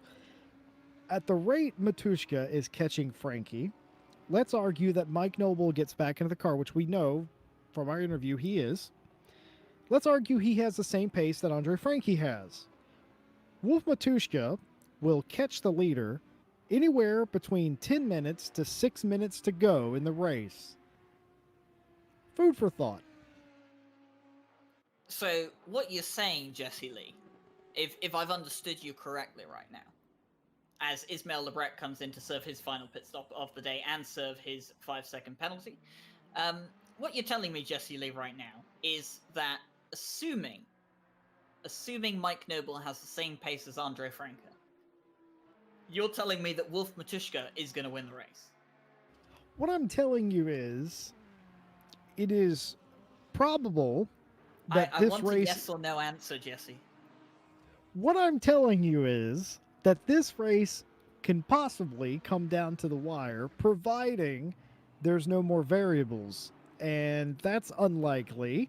So we're going to have to play this by ear. But at its current pace, Matushka will catch the 1-2-3 Lamborghini, and we will have a race for the lead. Now, one thing I will mention back when Matushka and Macaulay at the end of the first segment of the race, they were catching Mike Noble. So even if Mike Noble is able to equalize the time loss, we all know that Lamborghini chews through tires like a dog on a milk bone. So it's possible that even still, Matushka might be able to get there. So what I'm telling you, Mr. Ryan Gill, is despite the fact that the 1-2-3s led the entire race, despite the fact that they had a 21-second gap at one point, this race may come down to a last lap pass. And I'm not just blowing smoke here. I have actually done the math. For anybody who's ever watched a broadcast with me on it, I like to do the math, and it is entirely possible. So we're going to have to play this by ear and figure this out. We have 1 hour left to go. He's only got to make up 9 seconds. It is incredibly possible. It is incredibly possible, and I've got a bit of a game to play with you, Jesse Lee, actually. I'm going to see how good your memory is, long-term memory. And I raised the point to Mike Noble earlier in the interview that the last time he had an endurance race here at the Nurburgring, it didn't go very well for him.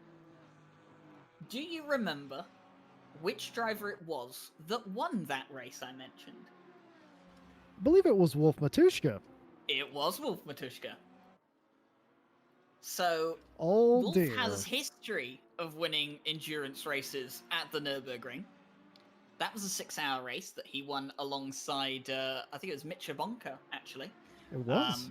At the time. And, of course, Wolf's flying solo today. And, of course, Andre Franker and Mike Noble had Jarkko Torvinen alongside them for that particular race back then. Of course, Jarkko Torvinen's racing alongside Gogo Panker and Matt Samuel in this race as Darren King and Romaro Berenick come into the pit lane. Berenick will be handing over to Matthias Egger for the rest of the race, and Darren King is thinking to himself, that damn Lamborghini is behind me again. I love how dirty these cars are. Again, it's another thing about these Kunos simulations is just how nice these cars look. They look like they've been on track for hours, and they're absolutely dirty. Some of them are scuffed up. Look, you can see the dirt and the rubber. That's just rubber, by the way, on the Pepto-Bismol colored Wolf Matushka car. And I just love it. I love how they look. They look weather beaten and raced, and it's lovely stuff. As that gap has now come down to 7.5 seconds there, that's incredibly close. I would, if I was Mike Noble, I'd get Andre Frank back in there right now and get that pit stop done and get him back in the vehicle, because this is well within the 70-minute driver stint limit. Noble can take it from here, because let's just entertain for a second that Frankie doesn't necessarily have the pace that Noble has. Maybe Noble can stop the bleeding. But that all being said, if this is just the car's pace at this point, it is going to be a rough final 58 minutes. So, idea, or rather, I'm going to throw a theory towards you right now, Jesse. I love theories. Let's hear it. Okay. Andre Franker has been managing this stint and trying to go as long as possible. Okay. Right? Managing the tires. Take the tires as long as you can, or take the full 70 minutes if possible. Then, Mike Noble comes back out, 50 minutes to go in the race, potentially. He can drive flat out in that Lamborghini, knowing that by the time the end of the race comes, it doesn't matter if his tires are shot to pieces, because he won't have to do a full hour on them. So, we might be able to see a flat-out race between Mike Noble and Wolf Matushka to the end of the race. Both of them not having to worry about tires at all for the rest of the race. I like the way you think. I like this dynamic of me doing math and you telling me why math is not important. I love this. That is a fantastic ending to a day that seemed to be going all one team's way, and then all of a sudden something completely different. as Bruno Cadile will still have to come in as well. Much of the GT4 field has come in. The only two are the leading two of Dedicek and Cadile. They have not pitted and must do so in the final. Actually, I think their pit window closes in another 10, 12 minutes or so. So they will indeed have to come in at some point, just like everybody else. In fact, Dedicek does, in fact, come in.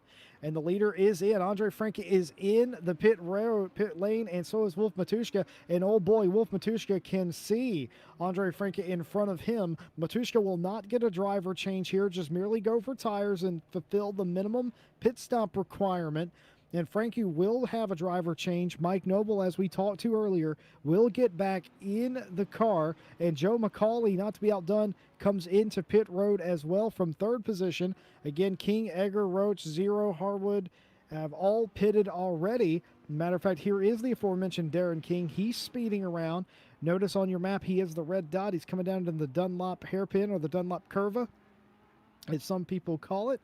And that's how far away he is. He's about half a lap behind them. He'll be significantly closer, but will not be a threat to overtake any of these. As Wolf Matuszka, Andre Franke, and Joe McCauley, your three right now. I suspect Frankie will leave, or excuse me, Noble will get in that car and leave first. But it's something to pay attention to.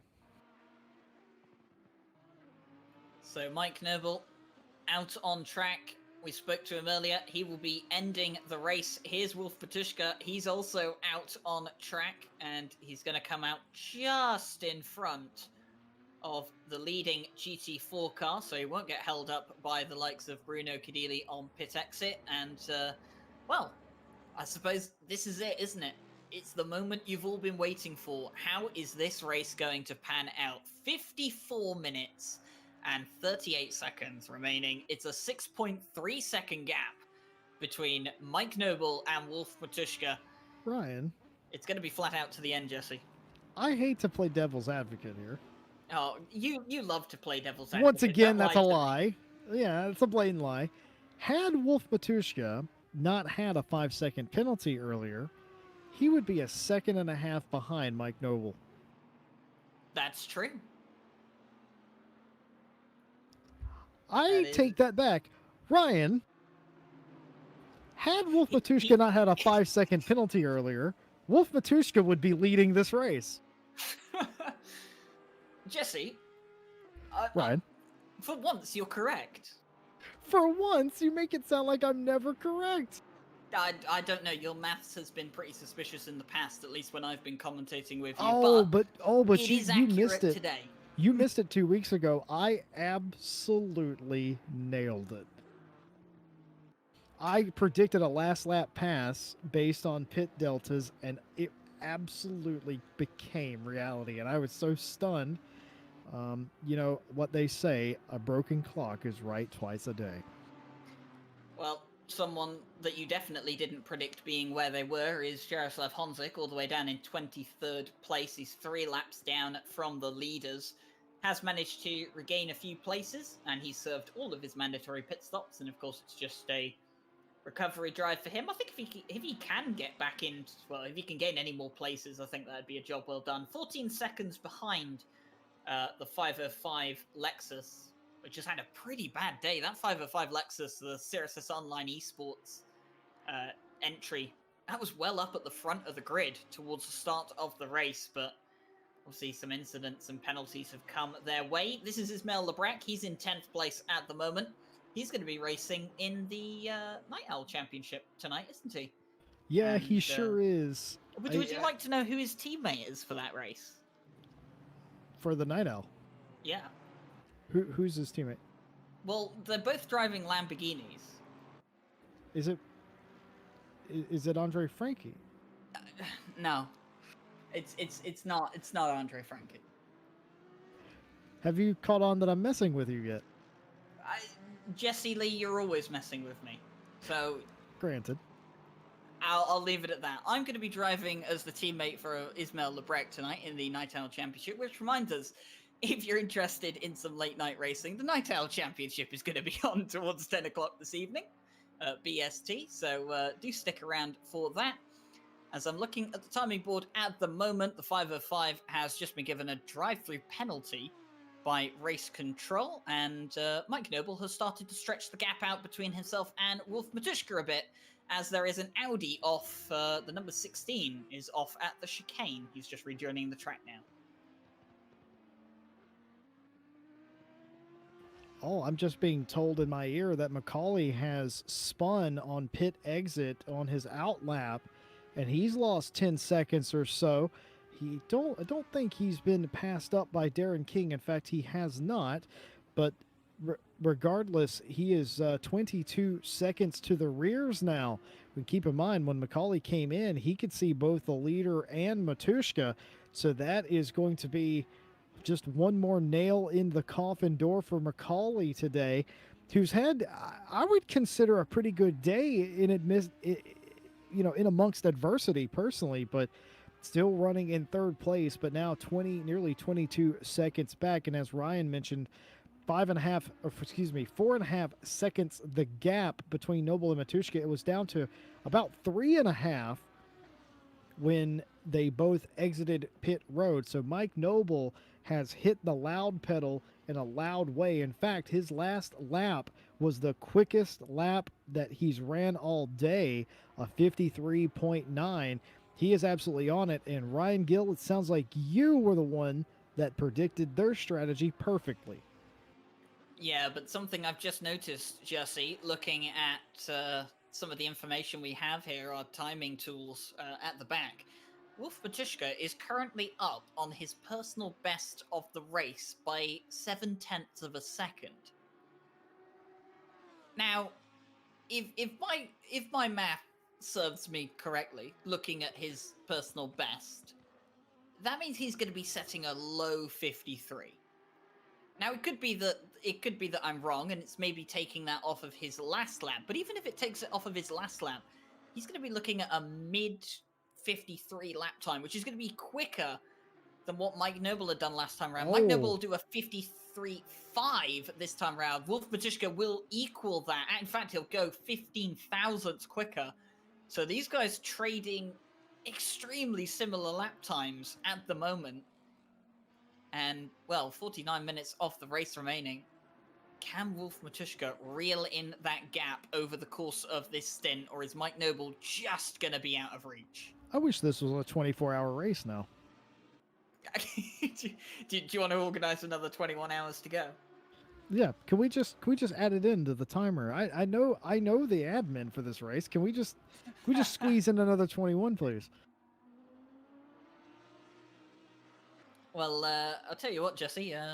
We've maybe the 12-hour coming up in October will be able to satisfy you a bit more. Of course, with Bathurst, obviously. That sounds fantastic, away. Ryan. When is that race? What date is that on?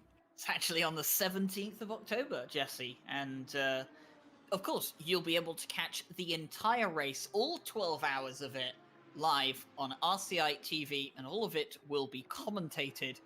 And we'll be having, of course, myself, Jesse Lee, George Smith. I believe Mike Jones is also going to be there as well. Of course, he's operating the cameras tonight, but I think he'll be there for the 12-hour in commentary as well. And we might have a few other guys out there as well, helping us do some of the commentary. And it's going to be an absolutely fantastic race. We've already talked about how exciting the roster is already looking, and if anyone is still having their doubts about that race, you can still sign up. Sign-ups are live at the moment in the RCI Discord. You can find a link in the description, and get yourself signed up, because there's going to be a pre-qualifying event, obviously, to shorten down the teams, but we're going to be running 2 servers, Jesse, I've heard.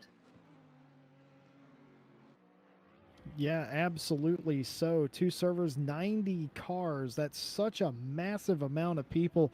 And keep in mind, these guys have teammates. So that's 90 times 2 at least. That's a lot of input. I can't wait to be there. I personally, I'm invested anyway, but it's the reunion, Ryan, of the boys, because I have done races with George G. Max Smith and my buddy Ryan Rai Gill.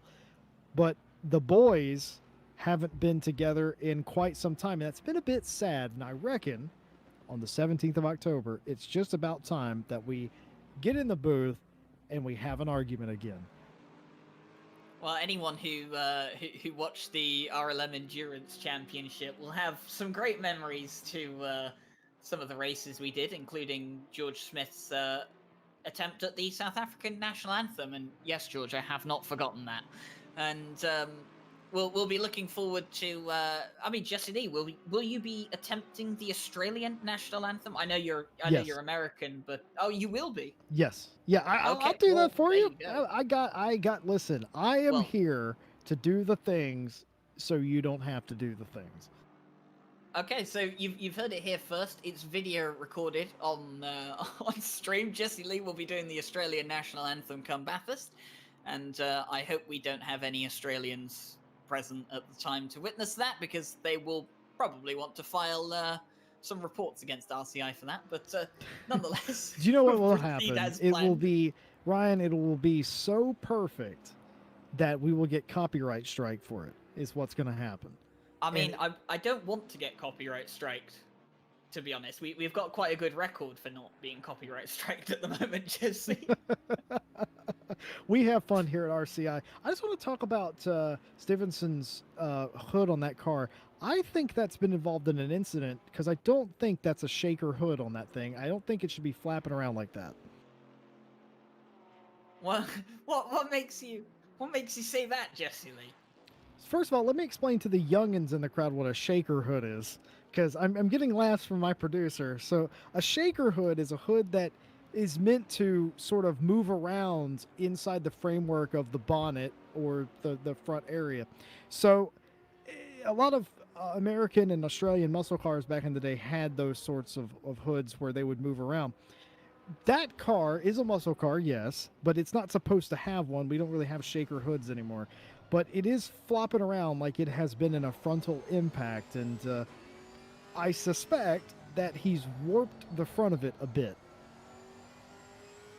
I think you're going to be correct in that assumption, Jesse. I mean, I'm no expert on shaker hoods, but I'll leave you with it, because you definitely seem to know more about the subject than I do. The 70s were a crazy time, people. I'm sure they were, and I think Stephenson has definitely, well, maybe not him specifically, but that car has definitely been involved in some form of contact, whether it's a GT3 or a GT4 car or a wall that it's had a meeting with. It's definitely had a bit of a shunt with something, and, well, just under 44 minutes to go here, and they're not doing too bad, are they, the Connection Lost Racing team? Of course, third place in the GT4 class at the moment, and 13th in the GT3 class. So, now, all in all, I think it's been a pretty decent day for them. I think, you know, they've been caught up in a couple of incidents with the GT3 car, and you know, ups and downs. But overall, I think they'll be fairly happy with how their team has done today. Yeah, I've been plotting this GT Series Michael Muthen team and the number 18 all day. Talked about earlier how they were in third. They got up to second at one point, then they were fourth. I think I can draw a direct comparison to the 405 Connection Lost team number 2. Oh, and that's going to be contact there between those two cars. Muthen making contact, unless I'm very much mistaken. I think he made contact with that GT3 Porsche there. But I do recall several laps ago seeing Stevenson's car without damage, and now it has damage, and now Muthen in the number 18 has clawed his way back up to second place, and Stevenson is down to third in the GT4 class. So I suspect all of those things are related.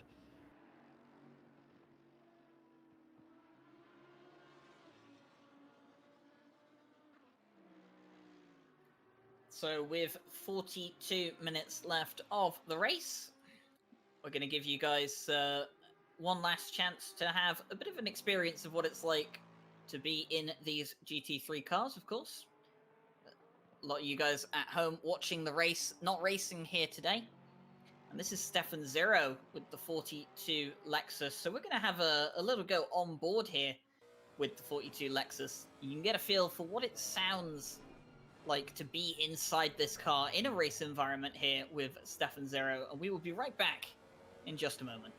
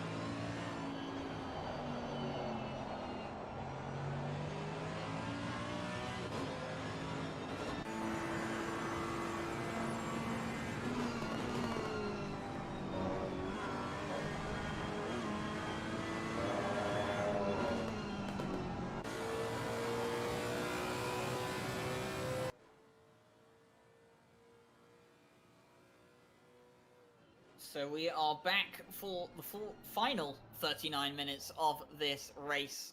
Mike Noble currently leading the way from Wolf Matushka, who is starting to close him down, 3.2 seconds the gap.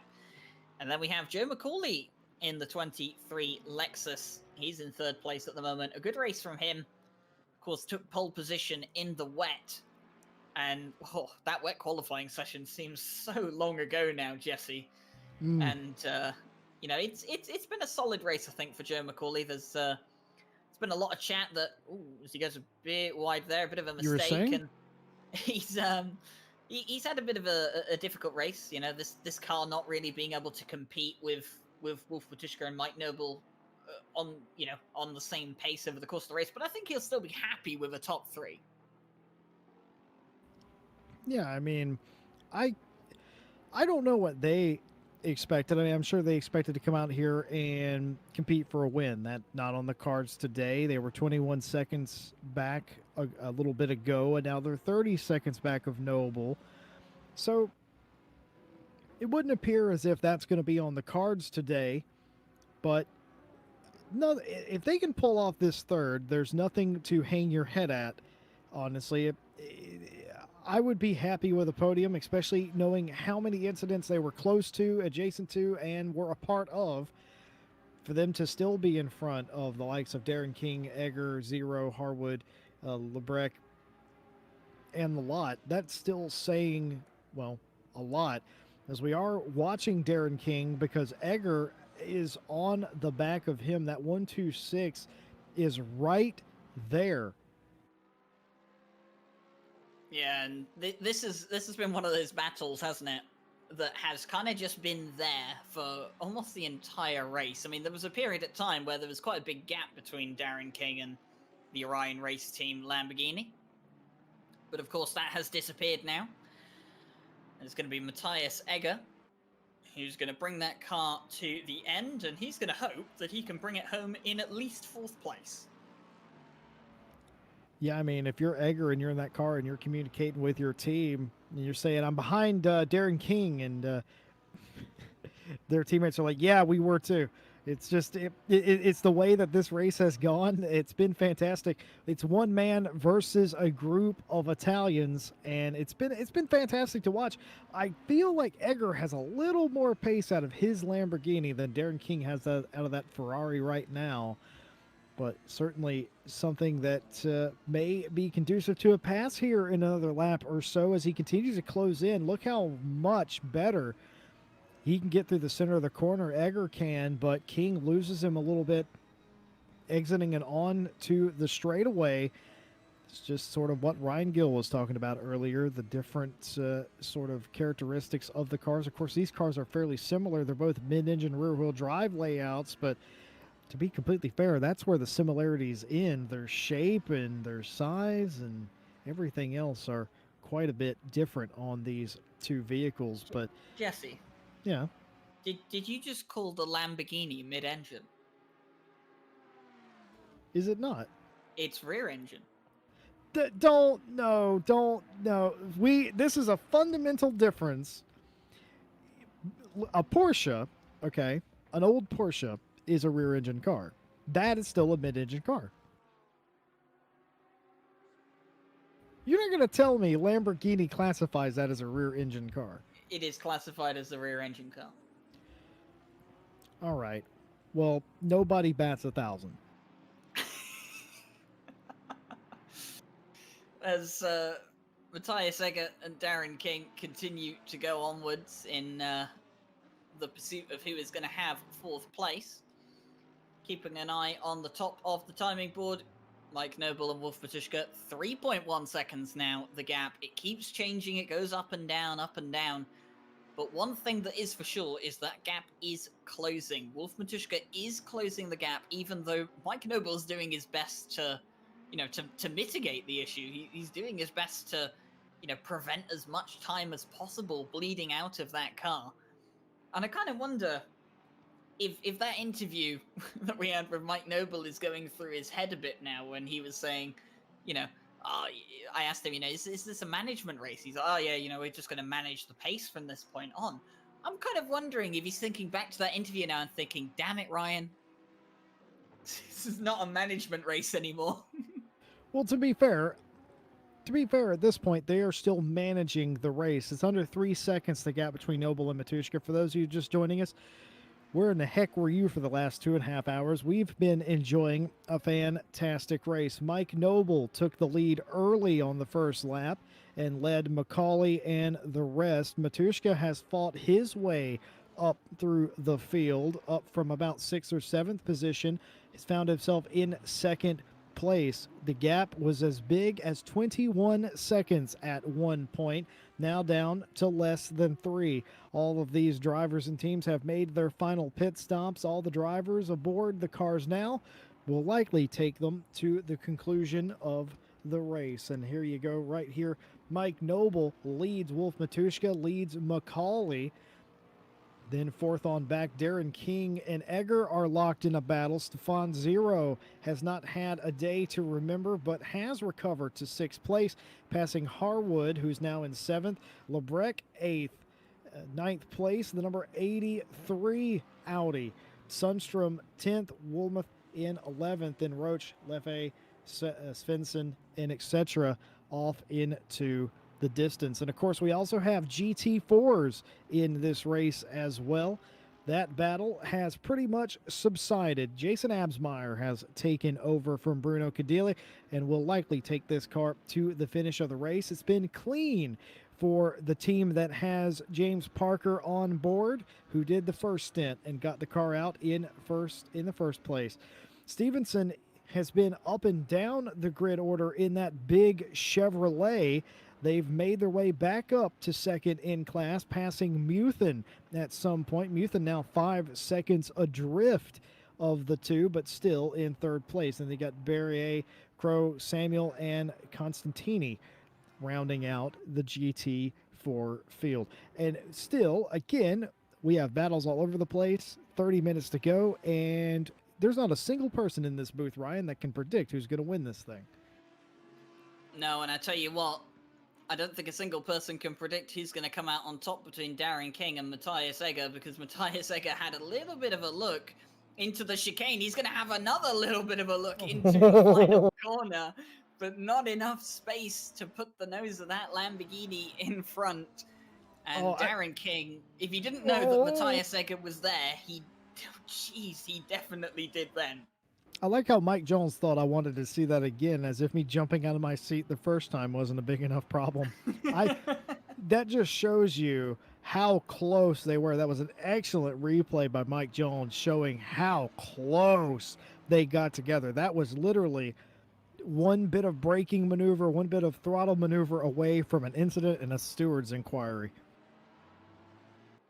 The big point is that they did keep it clean, and they are still going. And of course, the Orion race team they have to be a bit careful, don't they? I mean, it was judged as a racing incident. I think the initial contact that the Orion race team car had with Stefan Zera's Lexus. Actually, no, sorry, I've just been corrected. It was a 5-second penalty, and and they need to be careful. Obviously, they've already had one penalty today. They can't really afford to go and spin someone else around, especially this late on in the race. 30 minutes to go. This was the car, Jesse, that lost a race win through a 5-second penalty. Yeah, indeed it is. And while we're looking at a Lamborghini, I just want to mention something. Lamborghini classify this car as a rear mid-engine car based on the fact that their engine sits over the rear axle, not behind it. So basically what Lamborghini's done here is they've invented an entirely different drivetrain position to satisfy their needs. You know what Lamborghini have technically done? They've technically proved that we're both correct. Yes, see, that's what I like, Ryan. I like the fact that we can have a difference of opinion. The manufacturer Lamborghini steps in and says, you're both right. You're both right, but we won't tell you that. I had to look that up. I looked that up partially because I thought you were messing with me. Oh, dear. Like I said, we have fun here at RCI. Here's Harwood. Harwood's been very quiet. He's been as high as 6th place on his own merit right now. He's looking forward. That is Stefan Zero right in front of him in a lap car. That lap car making sure he is well clear. This battle has persisted for quite some time. Harwood was quite a distance back. I'm not sure how he got all this time back. Maybe Zero making a small mistake, but here it is. So we have a battle for first, a battle for fourth, and a battle for sixth. I mean, can't be too picky, but Macaulay, where are you at? You get in a battle somewhere, but everybody else is enthralled in some sort of pursuit. And Harwood, who was in front of Zero earlier and got in front of him on his own merit, certainly looks like he's racy enough to do it again, Ryan. Yeah, definitely so. And like you said, Jesse, the longer this race goes on, the more I think, as we look at Manos Gerardis having a bit of a look on the inside of Spencer's number 900 Mercedes, and he's going to get the move done on the nearly on-pace 900 Mercedes, although, the Mercedes is going to tuck in. Ooh, little bit of a bump, and of course they've got Darren King and Matthias Egger right behind them now, so Darren King's going to move out the way. And as they come into the final corner, Svensson is going to move out of the way, and Gerardis will continue on with his day. But has this now brought Matthias Egger into the picture? There's Valentin Barriers came and just in front of Darren King. Matthias Egger's going to have a look on the inside. There's not going to be the room, though. Ooh, hold on there, lads. You are literally one move away from this ending in tears and some sharp comments. I promise you that. Everybody pay attention and keep your head on your shoulders. Well, what do you expect there, Ryan? It's an RCI race. It's inside the final 30 minutes. It's time to take home some silverware, and it, like always does, it's getting a little crazy. Well, I have to be honest, Jesse. I mean, we didn't do predictions before this race because we didn't have the time to do them. And you know how much, at RCI we love doing predictions before the start of the race. So we have 27 minutes to go. I would like you to tell me, Jesse Lee, who do you think is going to win the race? And who do you think is going to win between Darren King and Matthias Egger? Well, at this rate, I think Mike Noble and Matushka take each other out, and I think Macaulay wins the race, and I think Egger gets around King, but he doesn't know it, but he's going to end up finishing second because of it. Jesse Lee, with the fantasy dream scenario that not a lot of Do you people... not remember back in the old days where I called something like that, and it actually happened, though? I remember the old days of you calling out race drivers for race wins and them ending up in the wall on lap 1. I don't remember that. What I do remember, however, is at Catalonia one time, or Barcelona as it's called, I called a ridiculous scenario that a driver was going to run out of fuel, and one driver wasn't going to pit, and they were going to come from 9th to win the race, and it absolutely happened.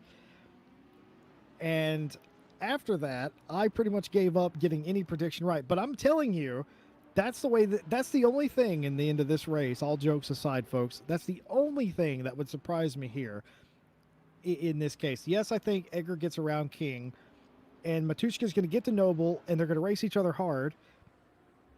And they might touch. I don't know. What would you do to win this race, Ryan? Would you touch a man to win this race? Jesse, that's quite a forward question you've just asked me. Well, you know what I mean.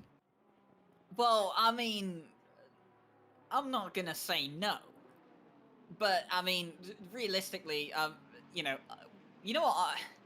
I want Wolf Matushka to win because I like Wolf Matushka a lot. He sticks around RCI a lot. He showed us a lot of support back when RCI was first being founded.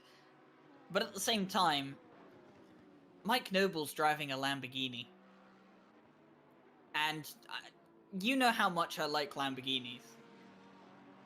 So I'm sorry, Wolf, but I want Mike Noble to win. So, oh dear, and there you have it.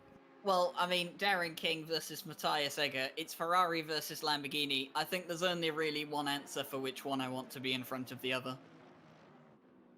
Ryan, you're just picking all the Lamborghinis in the field.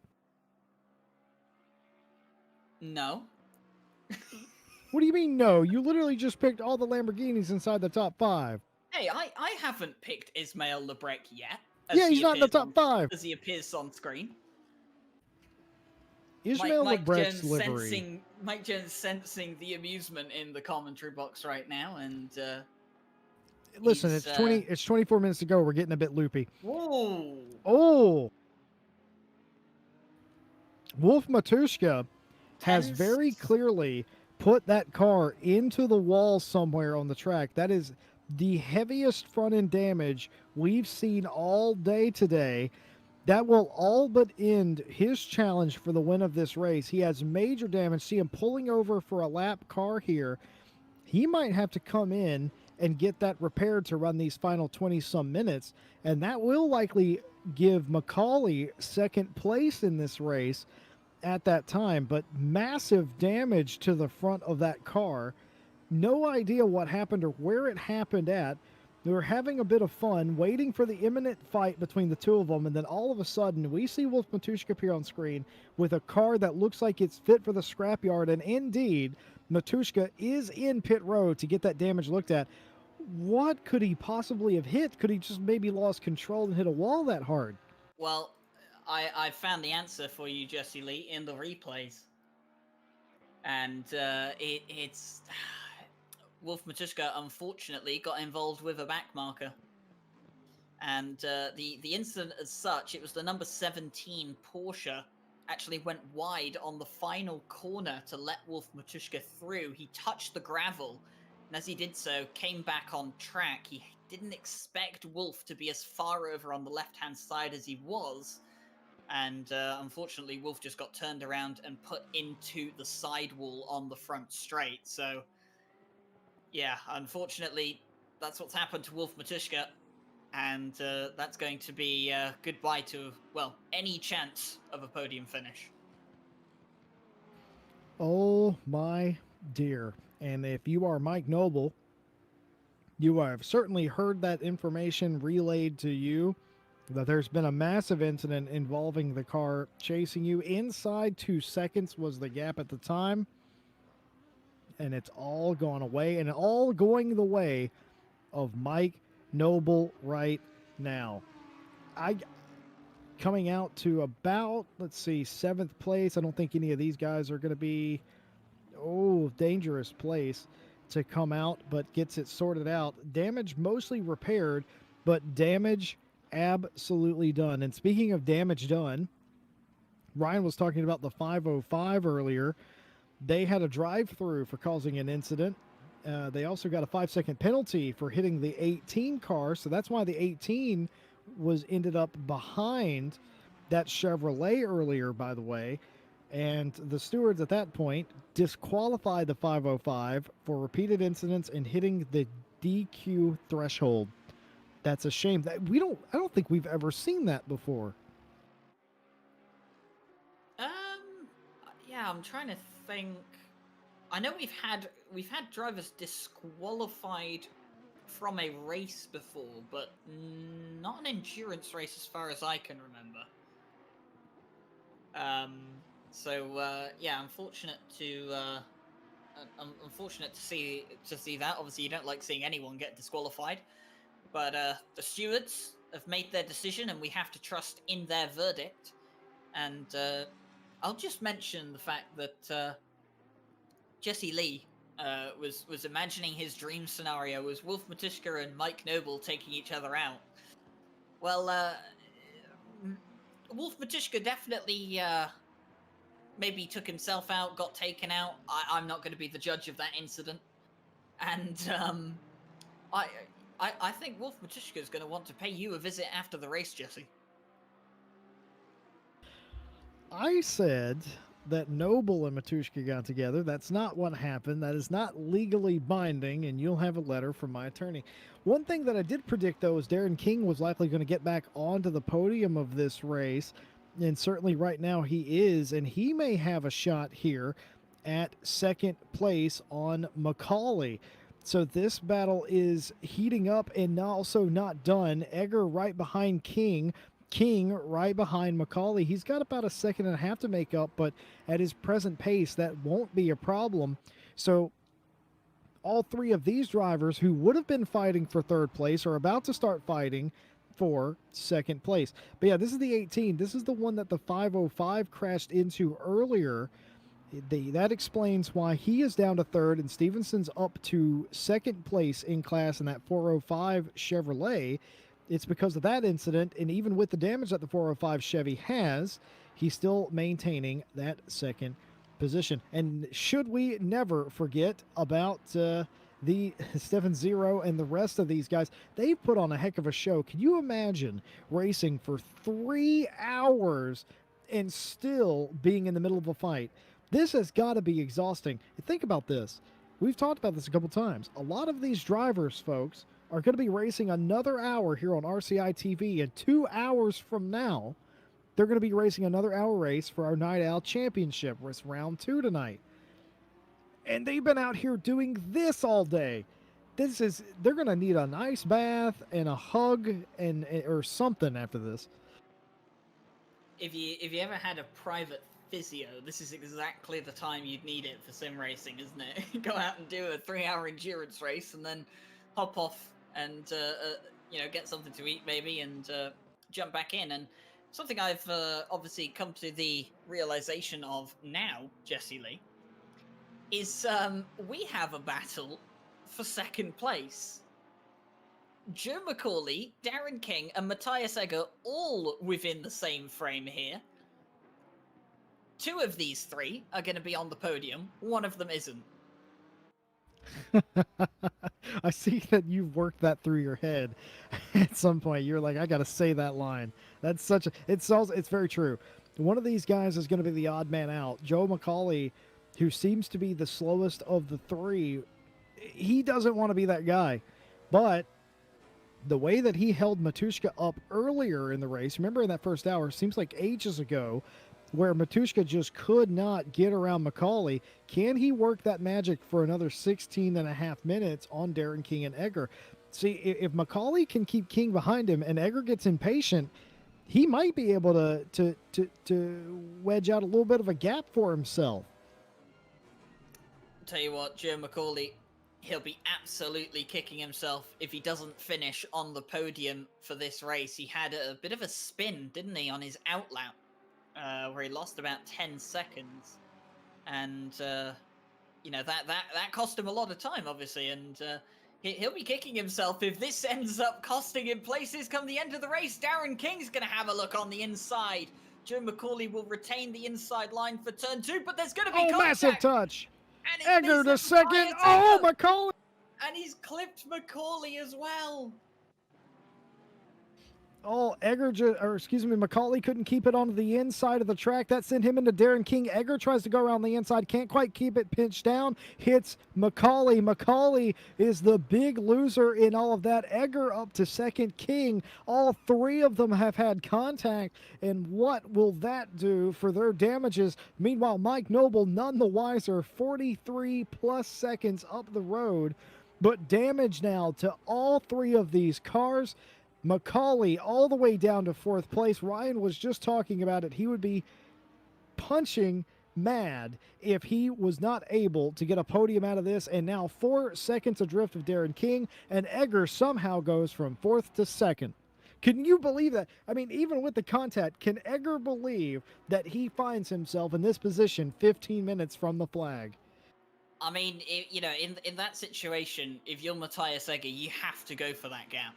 There's no world where a driver doesn't go for that gap. He's seen two people literally right in front of him have a touch. A gap has opened up. It was an enormous gap that he went for. And he got through, and obviously it was just unfortunate that Joe McCauley just couldn't get the car turned, you know, far enough over to the right-hand side of the track, and there was contact there, and obviously the stewards will have an investigation. Maybe someone gets a penalty. Maybe it's judged as a racing incident. I'm probably thinking it's more a racing incident, to be honest. I don't think anyone was severely at fault. I think if there's anyone that's in for a penalty, it would probably be Darren King, because I think his incident was the one that sparked it all, with the little touch he had with McCauley. So I don't know. You know, I don't know what could be going on. But one thing I do know is that the Orion race team have found themselves in potentially the runner-up spot for another RCI Enduro. There you go. I'm actually going to have to disagree with you. I think if there was any incident given out, I think it would probably be on Egger for, you know, already pushing out wide and trying to push McCauley even wider. So that'd be my hot take. Again, I'm glad I'm not a steward. I probably wouldn't afford any penalty personally because, you know, racing, unlike what Lewis Hamilton wishes racing is in fact a contact sport. Speaking of contact sport and speaking of days being ruined, 15-second penalty for the number 25 car, that's Wolf Matushka, for turning across a lap car that they're overtaking. That is the incident that Ryan described to you earlier that caused him to be taken out. So in addition to also being taken out, the stewards have given him a 15-second penalty for colliding with a lapped car in the first place. And that's a biggie. That's a harsh one, honestly, for somebody who's already ruined their day and crashed out. Do you agree with that, Ryan? I don't know. It's kind of hard because, you know, if the stewards have looked at it and they've judged it as Wolf Matushka's fault, Matushka's definitely lost the most, hasn't he? He's lost the podium. He's in 7th place. And, you know, realistically, even without that time penalty, he's not going to get up into 6th place past Stefan Zera. It's just not going to happen. I don't know how much time the lapped car has, you know, has lost entirely. I think it was the number 17 but I don't know what position he was at the time of the incident, so it's very hard to judge. And I don't know. I mean, the stewards, they have all the information, they have all the angles, they know exactly what each driver lost or gained out of it. And, you know, and they've made their decision, you know, so, you know, I mean, from a commentator's perspective, you just have to believe that the stewards have made the right call with all the information and all the time they've had to look at it. Yeah, I'm the same way. I'm in the booth. They're in the steward's box, and I will ultimately defer to their reasoning. I don't know exactly what happened there. They certainly felt, I would imagine, that Wolf, even though he lost second, he's down to seventh, and he may lose out seventh to Lebrec in eighth. Depends on how close Lebrec can stay to Matushka at this point. But to give him such a harsh 15-second penalty after the fact that he wrecked basically out of the race, it must be that he caused that lap car that he was lapping significant time loss, I would imagine. And otherwise, you wouldn't give them such a harsh penalty. But that's pretty much, that's the way it goes. You, as a steward, you have to defer back to what they feel is the reasonable turnout. They obviously see more than we do, and they know more than we do on that account. But that's just my reasoning on that matter. Darren King getting by some GT4 traffic here. In third place, he was within a second of Egger. He has now lost that. He's down to 1.5 seconds back, losing about 0.7 of a second. Could have been due to lap traffic. Stefan Zero here, who is trying desperately to get back around Harwood. This has persisted for the past hour as we dip inside the final 10 or so minutes and about to hit 9 a.m. in sim time. It looks like we're going to make it to the checkered flag of this one at 12 degrees centigrade and no rain. And for some people, they wanted a little rain, like the number 23 of Macaulay. They were hoping for a little rain because they race better in it, or race well in it, I should say. For others, it is a sigh of relief. This is going to be one of those for the drivers inside the top 10. They're going to get out of their cockpits at the end of this, and they're going to feel like they ran a marathon. And indeed, they probably have. It's just been nonstop. Yeah, and I'm looking over into the stewarding box. Obviously, we have the commentary box here. It's nice and warm and comfortable, and then there's the stewarding box just alongside. And if you have a look over to your left, Jesse Lee, you can see there's quite a bit of shouting going on in there at the moment. And the big picture on the screen is actually the incident involving Matthias Egger, Darren King, and Joe Macaulay. So obviously that's being argued over by the stewards, and we'll await their verdict. I can see Fabian Schmidberger using some rather colourful language in German, and I'm sure with Jesse's excellent knowledge on the German language, he probably knows exactly what Fabian is saying. But there's definitely some discussions going on in there, so we hope to have some form of verdict on that incident very soon, hopefully before the end of this race. 8 minutes, 35 seconds to go here. It's 9 a.m. in the morning, local time in Germany. And, well, I think regarding Mike Noble and Andre Franke, you have to say, Jesse, that, you know, regardless of what happened to Wolf Matushka, they've driven an excellent race today.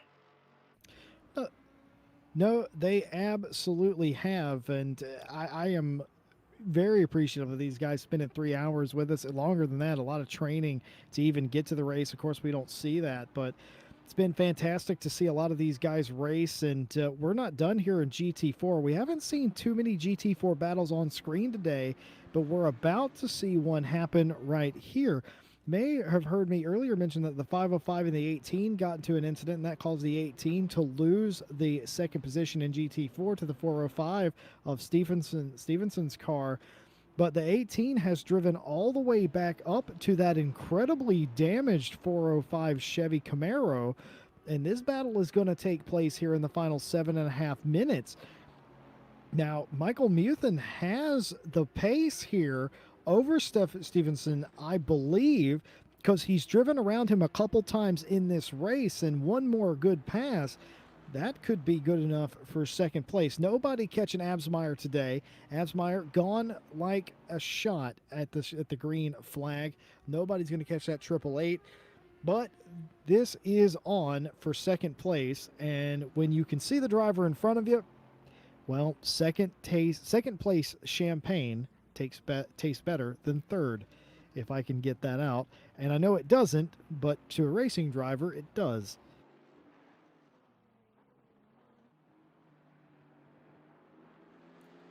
So William Stephenson will be hoping that he can stay in P2 here for the GT4 class, and of course Muthen, he'll be thinking otherwise.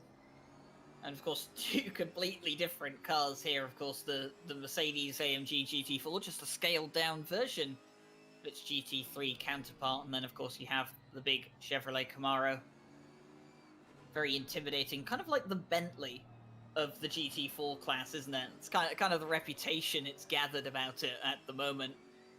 As we enter the final 6 minutes of the race here, it's looking good for the White Rabbit Gaming GT4 team. James Parker, Bruno Cadili, and Jason Absmeyer done a fantastic job leading for pretty much the entire race since they took that lead back that they lost at the start. And then, of course, Mike Noble and Andre Franke, who have led basically the entire race, and obviously Wolf Matuszka would have had the chance to fight for that win, but he did make a mistake, got involved with a lap car. He's been penalized as a result, down in 7th place. But Stefan Zero, he's not given up. He's in 6th at the moment, but he still believes a top 5 is possible. And he's just about a 10th of a second. In fact, no, he's in front of Harwood now. The timing board a bit delayed, but Stefan Zero does seem to have got past the 507 Porsche, and he is back into the top 5. Yeah, it's fantastic work. Zero had to work really hard for that, a better part of an hour and a half to get back by Harwood, but here we are. He has accomplished his mission, and if he can get a little bit of a gap here and finish out the race, it's been a rough race for Zero, but you gotta kind of be happy with that top 5. As we see right here, could the pass be made for second place in GT4? A little bit of a touch as the big bad Camaro tries to bash him out of the way. He does just that, gives him enough room to apex and gets right back in front of Muthen. Muthen not having any of it, thinking about choking up on him here, exiting the Mercedes-Benz arena, and will indeed do that. Stevenson using his car as sort of a pick. He doesn't need anybody else's help. And very smart Muthen gets out of the way of, I think that's going to be Jardier, indeed, getting through. And once again, very smart driving by the GT4 drivers as the battle will resume here. We'll see here at the hairpin if there's any way that he can get that pass done. Meanwhile,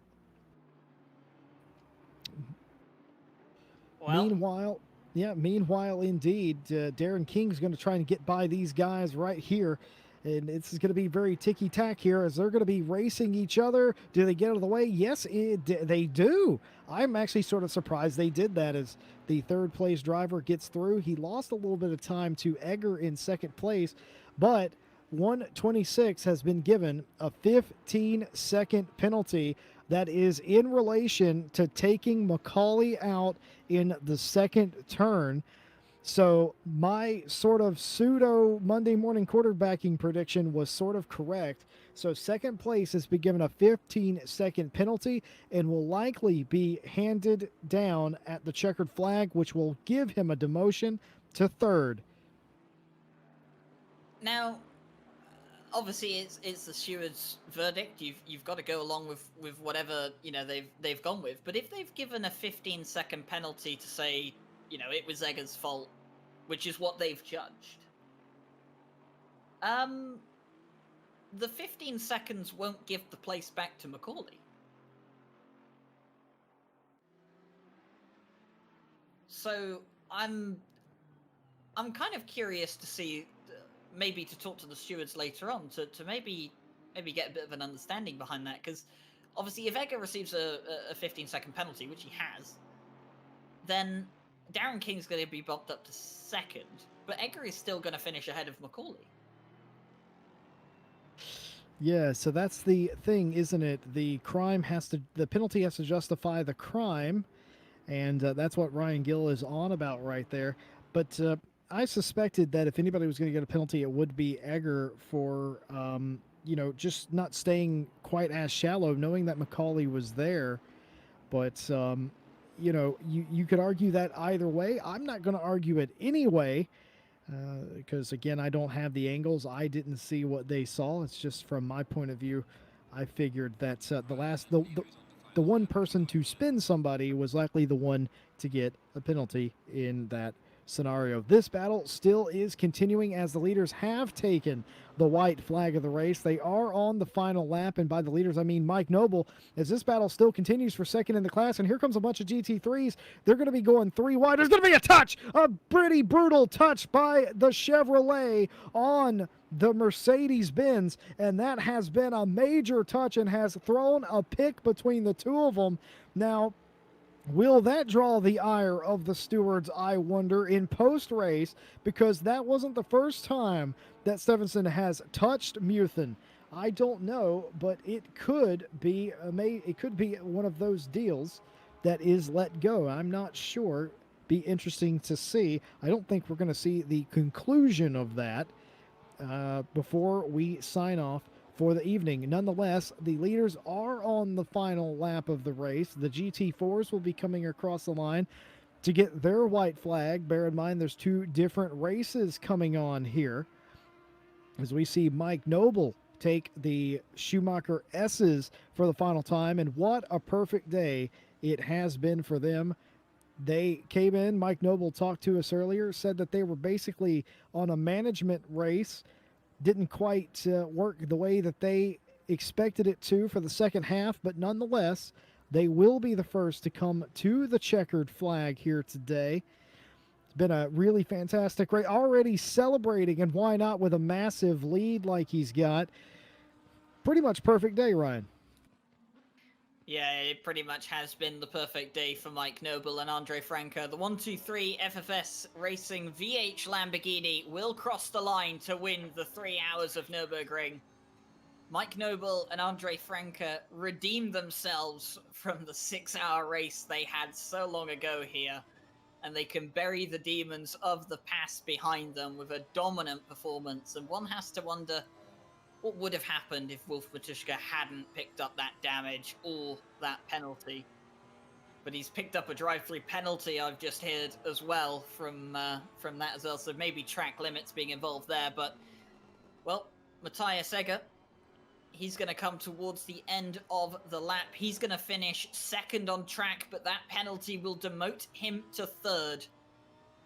For the second time, the Orion race team will finish second will finish a race with a penalty, and they will be demoted down. Darren King finishes, and the timing board hasn't quite updated yet, actually, as Matthias Egger is still showing as second place, Darren King third, but those will be reversed, and Joe Macaulay, he'll come across the line for fourth place. It's been quite a good race for him, even though he's had his troubles. Stefan Zero actually not far behind him in the other Lexus. He'll finish out the top 5. Harwood 6th. Matuszka looks to finish 7th. Lebrec 8th. Gunyezu in 9th. And Mikhail Sundstrom has already finished to round out the top 10. Well, Muthen wasn't able to get by Stevenson for that position. They will finish like that. Jason Absmeyer will come across the line and win in the 888 for the GT4s. Stevenson will take his Camaro 405 second place, even with the damage, and Muthen will finish third in class in what was an incredible battle with about 40 cars on the track. A lovely day's sport for these guys. Congratulations to all those that made it to the checkered flag. Congratulations to, of course, James Parker, Absmeyer, Mike Noble, all of them. Every single one of them. I'm sort of speechless. That was an incredible race. I did not expect, when we got to the halfway point, Ryan Gill, for it to be that action-packed. But I shouldn't doubt it, because all the time here at RCI, it always comes back together. Yeah, it does. It just seems to fall into place perfectly at times, doesn't it? And I think this race has really definitely been a treat. And I think coming into the 3 hour, we were all thinking this is going to be a good race, but I don't think we expected it to be as good as it was. And I can definitely say that I have not regretted the 3+ hours I've been sat here alongside you, Jesse, to commentate on this race. And as you can see at the moment, all the cars back into the pit lane as the race has come to an end. Remember, we did have an AM split and a third split running here tonight, but of course, those unfortunately not live streamed, but I'm sure those guys had a great race as well. I heard there was some unbelievable monsoon conditions in the AM split, so that would have been interesting to see, and I'm sure we'll get quite a few screenshots in the post-race chat about that. But well, if you've enjoyed what you've seen here today, maybe you want to stick around for some more action, because like Jesse Lee alluded to earlier, we actually have another race today.